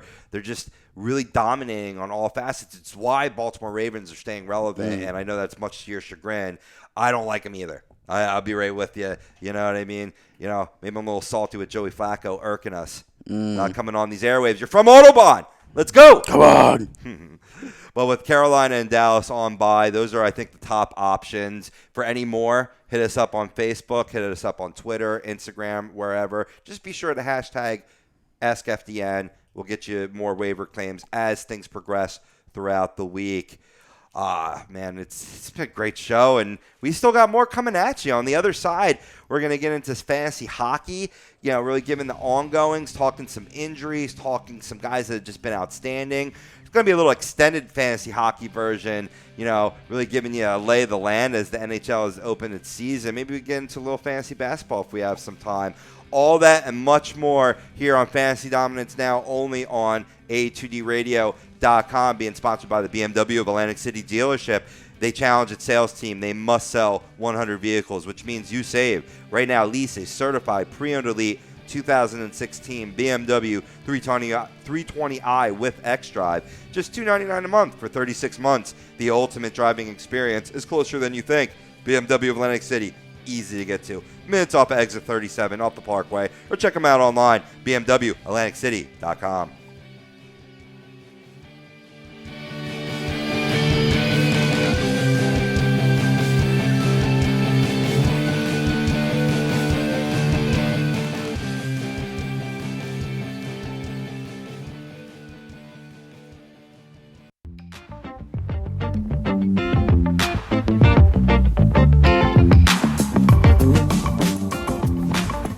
A2DRadio.com is sponsored by the Sports Outlet for all your sporting needs. Located 703 Black Horse Pike in Glendora, New Jersey. Give them a call at 856-939-2030 or email them at sportsoutletnj@comcast.net or visit them on the web at www.sportsoutletinc.com for all your sporting needs. The Sports Outlet.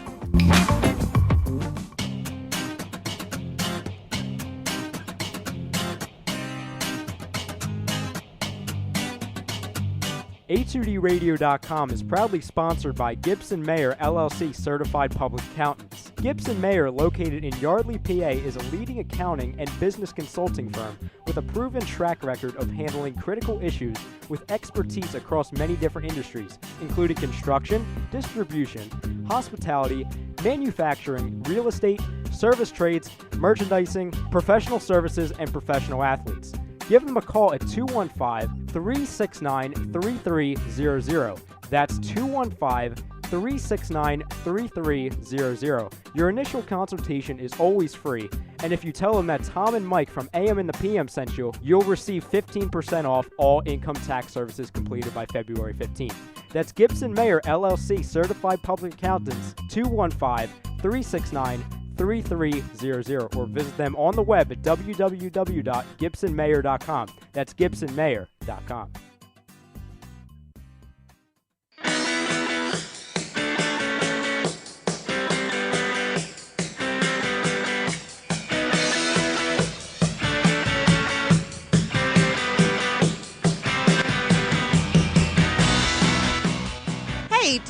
get your skills in shape? Then contact the Scanzano Sports Center, located at 5 Carnegie Plaza in Cherry Hill, New Jersey. You can give them a call at 856-889-3434 or visit them on the web at www.scanzanosports.com. John Scanzano offers individual, semi-private, and team training lessons in hitting, pitching, catching, outfield, along with turf rentals. The Scanzano Sports Center is equipped with a 31,000 square foot indoor facility, 4 batting cages, and a 4,000 square foot strengthening and conditioning room. So what are you waiting for? Contact the Scanzano Sports Center today.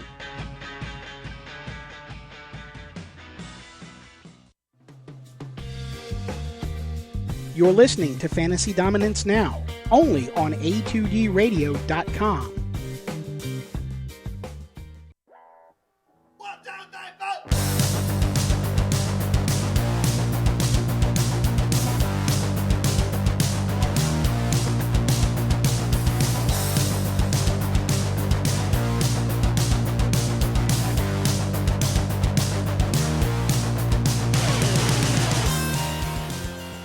Welcome back to Fantasy Dominance Now, only on A2DRadio.com. We're midstream in our second hour, giving you all the tools to dominate in all things fantasy sports. If you want in on the dominance, like us on Facebook, follow us on Twitter and Instagram, and subscribe to our YouTube channel. You search A2DRadio.com. You got specific fantasy questions, we got your answers right over here. Tweet at us with the hashtag AskFDN. Who are we? We are Brian Daly, pulling double duty on the ones and twos and drop in the fantasy knowledge. Mike Kleinkoff, despite a 1-3 record, still the fantasy stud of the group. I'll bow down to you, man. Even though, Oh, come on. I got to make up for all the ribbing I gave you earlier on in the show. Hey, I'm 3-3 and 4-2, so I mean, I'll take it. Yeah. 3-3 in 3 leagues, and Let's face facts. We all know my strength is fantasy baseball. Not to say that I'm because you won in that. Just another way to toot my horn. Yeah, here we go again. You didn't even have to send the money out to anybody. You just kept it. Right? Right. Well, this guy's got to get this much, and this guy's got to get this much. But it's all to me. Well, all you out there, if you're liking what I'm dropping or you just want to rip me for all the stumbles I do on the air or any of the misadvice, you can hit me up at RobbieBLTZ, and I'll be sure to hate back. Or thank you. But it's been a great show. Like I said, we began with Fresh or Stale for Week 6 in the NFL, who you should start, who's going to stink it up like day-old cheese. We reviewed just a weird Week 6 in the NFL, gave our fantasy studs and duds, giving you all the tools to dominate Week 7 in the NFL, especially with our waiver claim recommendations. Go back, listen to the beginning of the show. Or if you want to stay with us live, be a part of the show, you can definitely hit us up on our YouTube chat. We got Brian's got the window up, ready and willing to answer any questions that you may have. You know, we're just very available for you, unlike anything you hear on the dial or on Sirius XM. You know, hey, we're up and coming. Take advantage. Get some good fantasy advice. I make everybody win around me. I don't think they like me. Just don't listen to him We about get Sammy comments Coates, every other okay? week, and I'm actually paying attention. Aw. Well, that just wasn't Got very him. nice. Oh, and by the way, guys, in the Dynasty League that I joined with you guys, I have right now the most points scored in the league. Really? Tied for first, actually. Fantasy hockey? Yeah. Oh, look at you, newbie. 147. Racking Good it thing we up. don't have a video camera up right now. So I can do it back. Well, before we get into the fantasy hockey, and just to piss off Mike even further, I'm going to spit off a couple random baseball facts that have gone down. No. These are very noteworthy, though, that we've seen in these playoffs. Dodgers' Julio Urias became the youngest postseason pitcher since Don Gullett, who was also 19, but I guess he's got him beaten days. He did that back in the 1970 World Series. Finally, Bryce faced someone younger than him. Hey, enjoy the couch nats. Murphy, you can suck my dick. in a 4-2 ALCS Game 3 victory over Toronto, and that just happened last night, the Indians became the first team in postseason history to win without one pitcher recording more than 5 outs because their starter got knocked out early. So I had to bring that to the show, man. That game last night was pretty intense. I loved it. I loved every minute of it. Do it for the land. Do it for Cleveland. Absolutely. So, yeah, they're up 3-0, man. Looking like Terry Francona is taking them all the way to the series unless the Blue Jays have one more epic bat flip and comeback. Yeah, Boston comeback, against the Yanks. Right. But anyway, so yeah, fantasy hockey, definitely, like you said, we help you dominate in all things fantasy sports, and sponsoring the show and this segment is Gibson Mayer, LLC, your certified public accountants. Give them a call, schedule an appointment, 215-369-3300. They're located 301 Oxford Valley Road, Yardley, Pennsylvania. So, the first topic I'll bring up in fantasy hockey is just the ramifications of Jonathan Quick's injury. And, what possible ads we can maybe, you can pick up if you're a fantasy hockey player. I mean, at first it looked like Jonathan Quick might be day-to-day or week-to-week. Well, it was established that's a groin injury, and that's no bueno. He's going to be out for a while. Brian, I mean, in terms of, L.A. Kings, are they in trouble without Jonathan Quick? I don't think they are because they're getting some pretty good stuff out of Zadkov, who signed over in L.A. after being with the Stanley Cup Pittsburgh Penguins. Mm-hmm. I can't believe I said that out loud. I hope it's a But bad taste in your mouth. It is a little bit. It's a little sour. I don't like it. We got to give you some time, you know what I mean? Like, you never come on the happy hour anymore, so We gotta some give time now. I wish I could. It's just I got to make my way home for school, so. No, I got you, buddy. And then they're bringing up Peter Budaj, who serves as a pretty decent backup. Right. So no, I don't really think they're in trouble yet. I mean, the season is still very early. Right. LA's been playing honestly better than I thought they would so far, and I don't think they're in any kind of trouble yet without having Quick. And Quick's going to be out for what, 3 to 4 months? Yep, 3 to 4 months. He may require surgery on the injured groin that hasn't been specified as of October 14th, according to Darren Millard of Sportsnet. I think you raise a great point, though. With Jeff Zatkoff, he'll help keep the Kings afloat. Can he keep your fantasy hockey team afloat? Is he worth an ad in Quick's absence over these 3 to 4 months? For 3 to 4 months, I would say maybe as like a backup, but just like to stash him just in case you need him, in case you have like another injury or something. But I don't think I would add him for like a long-term kind of thing, because when Quick comes back, unless Zadkov lights the world on fire, it's Quick's job when he comes back. Right.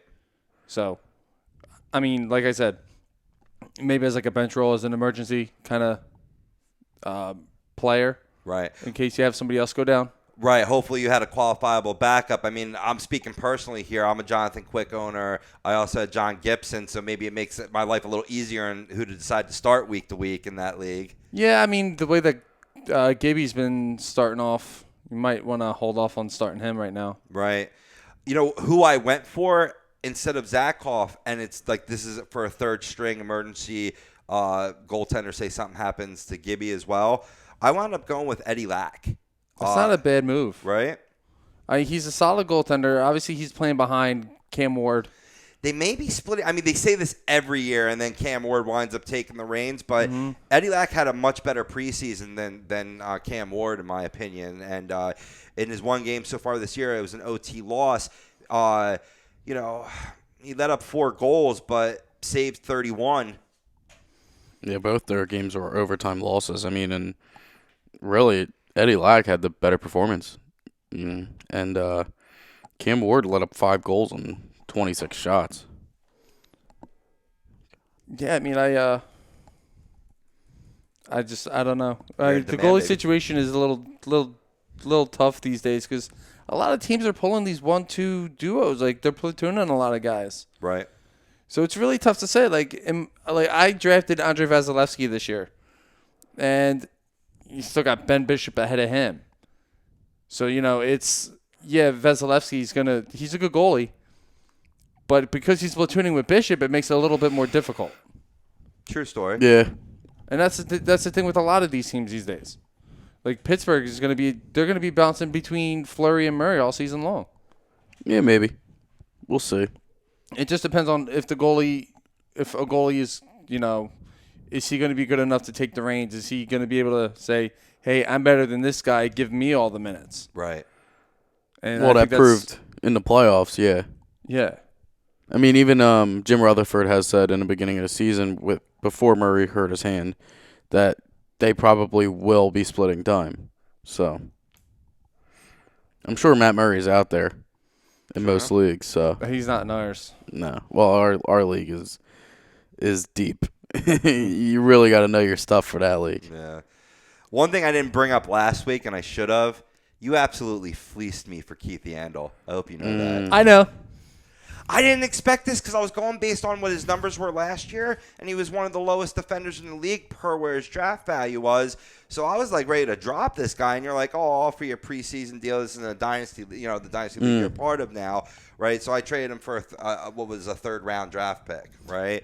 And I got value there, but Keith Yandel now on the Florida Panthers. Apparently, he's getting a lot more. He's going to be getting a lot more power play time.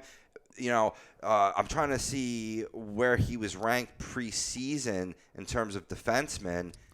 I mean, he hasn't really done much offensively. He is a +1. He's got 5 shots on goal. The only thing he's really doing right now is he's blocking shots and he's hitting people. He's got 3 hits on the season so far, and he's got 5 block shots. He hasn't done really much offensively, which is not the reason why I tried to acquire him from you. He's a good two-way player. He is. And I need that value on my defensive core. Great real-life hockey player. I just didn't think I'm still learning about fantasy hockey. I thought it was one of those players that just didn't translate into fantasy. But according to NHL.com's preseason rankings, he was ranked number 12, and that was ahead of Victor Hedman. Really? Yeah. Wow. That's how bad you fleeced me. So Son far. of a bitch. So far. Well, I mean, let's see. I wound up getting this kid Zach Werenski, who I'm really high on. And if you're in a deep league for fantasy hockey, I mean, even in a 12-team league, he may be worth an ad. He made the team when he wasn't expected to. He's expected to open the year with the Lake Erie Monsters in the AHL, and he helped them win a Calder Cup last year. But they're saying this kid is the next Shane Gostisbehere. And I mean, considering that Shane Gostisbehere is still the next Shane Gostisbehere because he's still only in what? He's a baby himself. Right. He had a few games 2 years ago, and then half the season last year, and obviously he started on the roster this year. Right. So, yeah, he's still a young pup himself. Very, very, very young pup, and I mean that's just high praise for this kid. He's available in most leagues. I know I recommended to agree to disagree zone Brian Wilson to go sweep this kid up, and he was all about that. But he had 46 points in 64 games last year, and as I said, he helped them win the Calder Cup, and he just has an awesome shot from the blue line, which should give him a lot of power play time in standard formats. Real quick, I don't mean to butt into this hockey talk, do. but I got an update on my phone about 40 minutes ago about Bleacher Report saying that they were going live for fantasy football, right?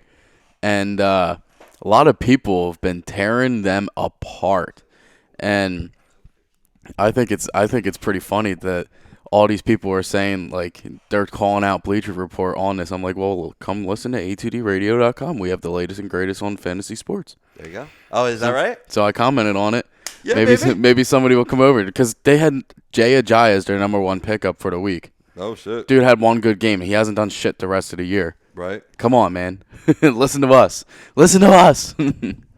Yeah, I'm all for that. You know what I'm also hoping for? Rickard Rakell to get back in Anaheim and get playing again because I need him in my offense right now. TJ Oshie is doing shit. Good. He has done nothing. Good. What do you mean good? Good. I hate the Capitals. Okay, I thought that It's Flyers and Capitals.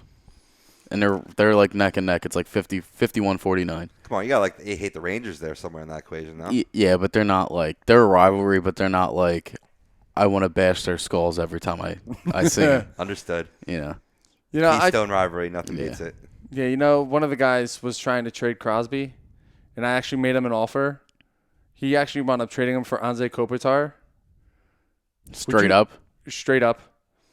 Would you guys have taken? I offered him Ryan Johansson. Would either of you guys have taken that for him? Yeah, I might have. I probably want be like, hey, give me one more guy. Yeah. deep guy, not like, you know.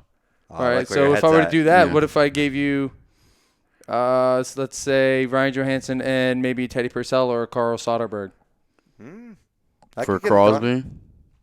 Yeah, because Johansson, if I'm staying in the league for a couple of years, I'm keeping Johansson. So. Yeah, I mean, but then Johansson's again, still young. He's still young. He's like 25 years old, 26 years old. But then again, it's Crosby and Johansson, where Crosby's going to outscore Johansson by probably 30 points on the season. Right. So, when he's 24. healthy. I was close. 24. 24. So, and I don't know. I don't know. In Nashville, I think he's getting his first full season in Nashville. He's playing on a line with – who's he playing on the line with? Is he with Neil? I don't think he might be with Neil. He's with Neil and hang on. Give me a minute. I'm going to find this. Smith?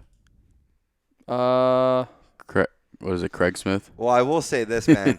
I really like where your head's at. Even if someone offers you, and this is any fantasy sport, offers you a really fair deal, maybe even a deal that's more in your favor because they just have a positional need. Yeah. Always ask for one more player. Especially if somebody like Crosby's, you know, he's 29 years old. Right. You know. Stupid me. Philip Forsberg and Kevin Fiala. So he's second line.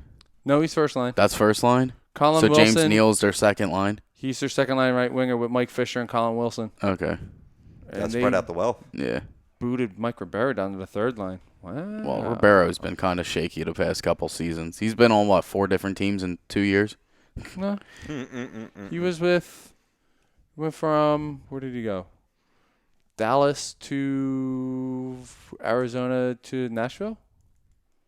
Sounds about right. That sounds about right? Something, I don't know.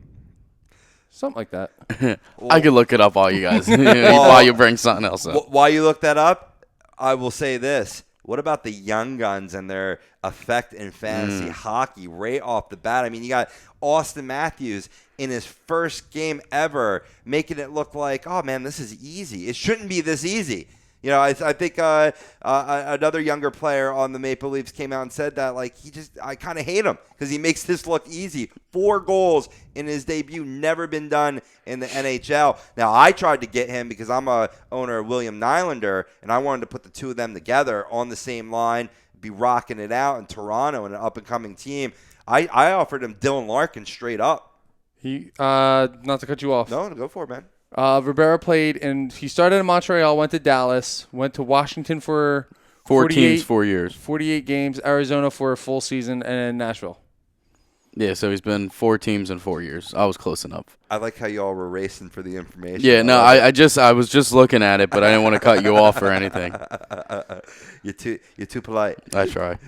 Cut me the hell off. But I'm with you. What the hell am I saying? But I'm with you. These young guns already, Patrick Laney and Austin Matthews, Connor McDavid, these guys they're good. Let me tell you, this one kid that I'm friends with, and we've been going to like Applebee's, you know, every Monday night for Monday Night Football.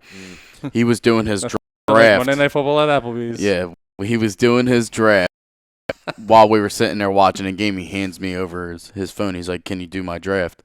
I went and I drafted Patrick Hornquist for him and Austin Matthews, and he's been like, "Thank you for Matthews." I was like, "Listen, his first pick was Connor McDavid." I was like, "Which is a great pick." Right. And so he's got McDavid. Hey, guess who has C-Mac and Austin Matthews too? Woo! Me in my other league. Oh, dude, I drafted. I think I went McDavid, Martin Jones at 8 and 9, and then I came back. I think I got Austin Matthews like 56 overall, and I picked him then. People forget about him. They just look at, let's see who's top trending name, and then bam. Right. And that's the other thing too. Like, that's how I draft and how I make my trades is not just who's the big name guy, who's putting up all the points. Yeah. Yeah, you want to have guys like that, but you want to build solid players around. That's why I pick up guys like Ricard Raquel, Mikhail Bodker. It's why I traded for TJ Oshie, who's having a rough start to the season, just to say the least. Or, speaking of McDavid, maybe look no further than his teammate Jordan Eberle, who's still young in the grand scheme of things, but has a few years under his belt, 26 years young. 2 goals, 2 assists good for 4 points on the young season. He, just to give you an idea, fellas, he's been averaging 5.67 fantasy points per game, which is pretty impressive in hockey, for a total of 17 on the season. Gets a lot of shots on goal. Man, he may not be moving out of my lineup all year. Jordan Eberle, if he by chance is available in your league, I'm going to see what percentage. Oh, I doubt it. He's probably like a good 74 or something like that. He's 98%. That's higher than that. 98. Yeah. 98. Wow. Never mind. Yeah. Maybe trade for him then. Yeah. Wait for him to dip a little bit. But no, there's been a lot of good performances, man. Like you said, from the young guns, really impressing this year. I spoke about William Nylander. He's putting up 5 fantasy points per game. He was a guy that I didn't think would sniff my lineup. I have him in for week 2 already in the weekly. Because we play in the weekly dynasty. Yep. Weekly sucks. Yeah. Hate it. Yeah, it's like, kind of rough. But, I have Jonathan Quick in my lineup this week. Yeah, Craig Anderson's in my lineup, and he's 2-0. So. Oh, yeah. I'll take it. You know who else I'm excited to see? He hasn't done much so far. He had his first NHL goal the other night. I'm very excited to see Mitchell Marner from Toronto. He's a quick kid. Another good kid from Toronto. He looked fantastic in the opening game. Funny story about him is he got his first NHL goal. His mom and dad were there. His mom missed it. She was in the bathroom. Oh, man. Well, Mrs. Matthews, she was there for all 4 of Alston's goals. So that's pretty impressive. Very cheering, laughing, smiling, crying by the 4th. I would have been too. Could you imagine being at your son's game? He scores 4 goals in his debut. His first NHL game too. Yeah. His first shot was a goal. His first 3 shots were goals. Yeah. And then he had like 5 or 6 by the time he got his 4th. Yeah. But the thing about Austin Matthews is all those goals were different. They were all different. He puts himself in so many good scoring positions. This kid's going to easily be, I want to say, he's definitely going to be an elite goal scorer if he keeps his positioning up. Yeah. I want to say he could. I think he could put up 30 goals this year. Well, he's already got 4. Yeah. Only 26 to go, and he's got 80 games to go. So. Yeah, no, I mean, it's very, very doable. A lot of people are saying already that, his countdown to Teemu Selanne's record, they think that he could break it. I mean, yeah, he scored 4 goals in one game. Come on, it's one game. He's not going to do that every night. No. Not at all. Yeah, I got nothing else to say about that except for it's one game. Yeah. Come on. He didn't score on Saturday in Boston at all. Did they play? No, I think they've only played 2 games. Yeah, I don't think they played against since. So, yeah. But no, I mean, I'm very excited to see what Toronto's doing. Oh yeah, they got that good young team. So, we'll see. Who has surprised you so far in the early season when it comes to fantasy hockey players? Fantasy hockey players. You know what? Good surprise or bad surprise? Either way. I like Thomas Vanek right now. He's got 2 goals, 3 helpers. He's been a big part of the power play. Just when you think he's dead and done. Yeah. He's very good. And how about Pasternak too? Leads the league. Is another one. He leads the league in goals right now. Well, tied with Austin Matthews with 4. So. Yeah, I mean, this is going to be a very interesting year. It is a lot of young guys. Well, it's still early. Some teams are 3 games in, but. It's just a lot of these young guns are showing up already, and it looks good for the NHL. It looks great for the NHL, and this isn't like anything like. This isn't anything specific towards any other player. Yeah. But for being this early in the season, and I posted something about this morning on the Hockey Happy Hours page. Mm-hmm. So many guys are getting hat tricks so early this year. McDavid in Game 1. Joe Colburn in his first game with Colorado. Yeah. Mike Green last night with Detroit, and there's another one I'm missing. Well, you have Matthews. We got Austin Matthews, Joe Colburn, Mike Green, and there's somebody else. I don't know. I'm blanking on it. Give me a second. I don't know. You got me there. I don't know who else scored hat tricks. Give me 1 second. Well, while you figure that out, I am going to give the poll results, which I almost forgot about this week. Just a brief step back to fantasy football. We asked you who will be the fantasy football stud in Week 7. Will it be Brandon Cooks, Allen Robinson, Phillip Rivers, or other? A lot of people coming out and voting. Really appreciate it, both on at A2DRadio_com as well as Fantasy Dominance Now new Twitter page at FDN A2D. Yeah, I'm just extending this out for you. With 37% of the vote, the people think Allen Robinson is going to be this week's fantasy stud. Brandon Cooks a half step behind him with 30%. I was going to say, Brandon Cooks was number 1 when I went and checked. Yep. Yeah, it's been teetering back and forth or whatnot. I wouldn't be surprised if he goes up. Because I'm good on all three of these picks. I could agree with. Absolutely. 21% went to Rivers, and 12% went to other. A lot of other suggestions. Any comments on those other or no? Not that I can see. Not on Twitter. I'm going to check quickly the comment, Facebook page. Please, people. Yeah, you want to say 12? Well, who are those 12%? Oh wait, real Nothing quick, on fantasy YouTube. alert: Carlos Hyde walked out to practice Tuesday with his right arm in a shoulder sling. Ooh. So Carlos Hyde owners, he's clearly questionable for Sunday's game. That's not good for them. That is no bueno. I mean, he had a bad week against Buffalo, but could get a bounce back against the Bucs. So that fourth guy was Thomas Panic of the Chicago Blackhawks. That's Panic. right. Yes. There you go. Don't panic. Just throwing that one out there. Oh. There's a lot of scoring so far. I love it. We want to see more from it in Anaheim. But I think once we get Ricardo Raquel back and get guys like Mason Raymond back in the AHL where he belongs, it'll be all right. You know what's just upsetting is that Brad Marchand is the league leader in points right now. Is he? Yeah, 7 points. I hate that. I hate him, but he is on my fantasy team. He's good. Dude, that's what you got to do in fantasy. Yeah. I'll have a team of all the opponents. And, you could say, well, that's, being a Fugazi fan. If it wins me money, whatever. And if my team wins, then I'm happy my team wins. Exactly. Either way, hedge your bets, people. That's what fantasy sports is all about. Yeah. Hedging your bets. Now, as I said in the beginning of the show, one thing that differentiates FDN from any fantasy sports show is we cover all fantasy sports. We talk fantasy baseball. We talk, obviously, fantasy football. We're going to spend a lot of time on that, obviously, as we're in the heart of the season. Fantasy hockey has started up. Fantasy basketball yes. is about to tip off. So, really quickly, I know we didn't really prepare this, but just off the top of your head, Mikey, who's like 5 must-own guys? 5 must-own. Yeah. Well, I mean, if you want to be obvious with guys, you got to go LeBron. Mm-hmm. You got to go. I would probably take Kevin Durant over Steph Curry right now. Mm-hmm. But either one of those two, you're not going to go wrong with. Any of the big 4 out there for Golden State, you got to go with. Still love Russell Westbrook. I think he's going to shine even more without Durant, and he's got the acquisition of Victor Oladipo as well. So I think that a guy that Oladipo is willing to pass the ball, and I know Westbrook's always there for the shot. Let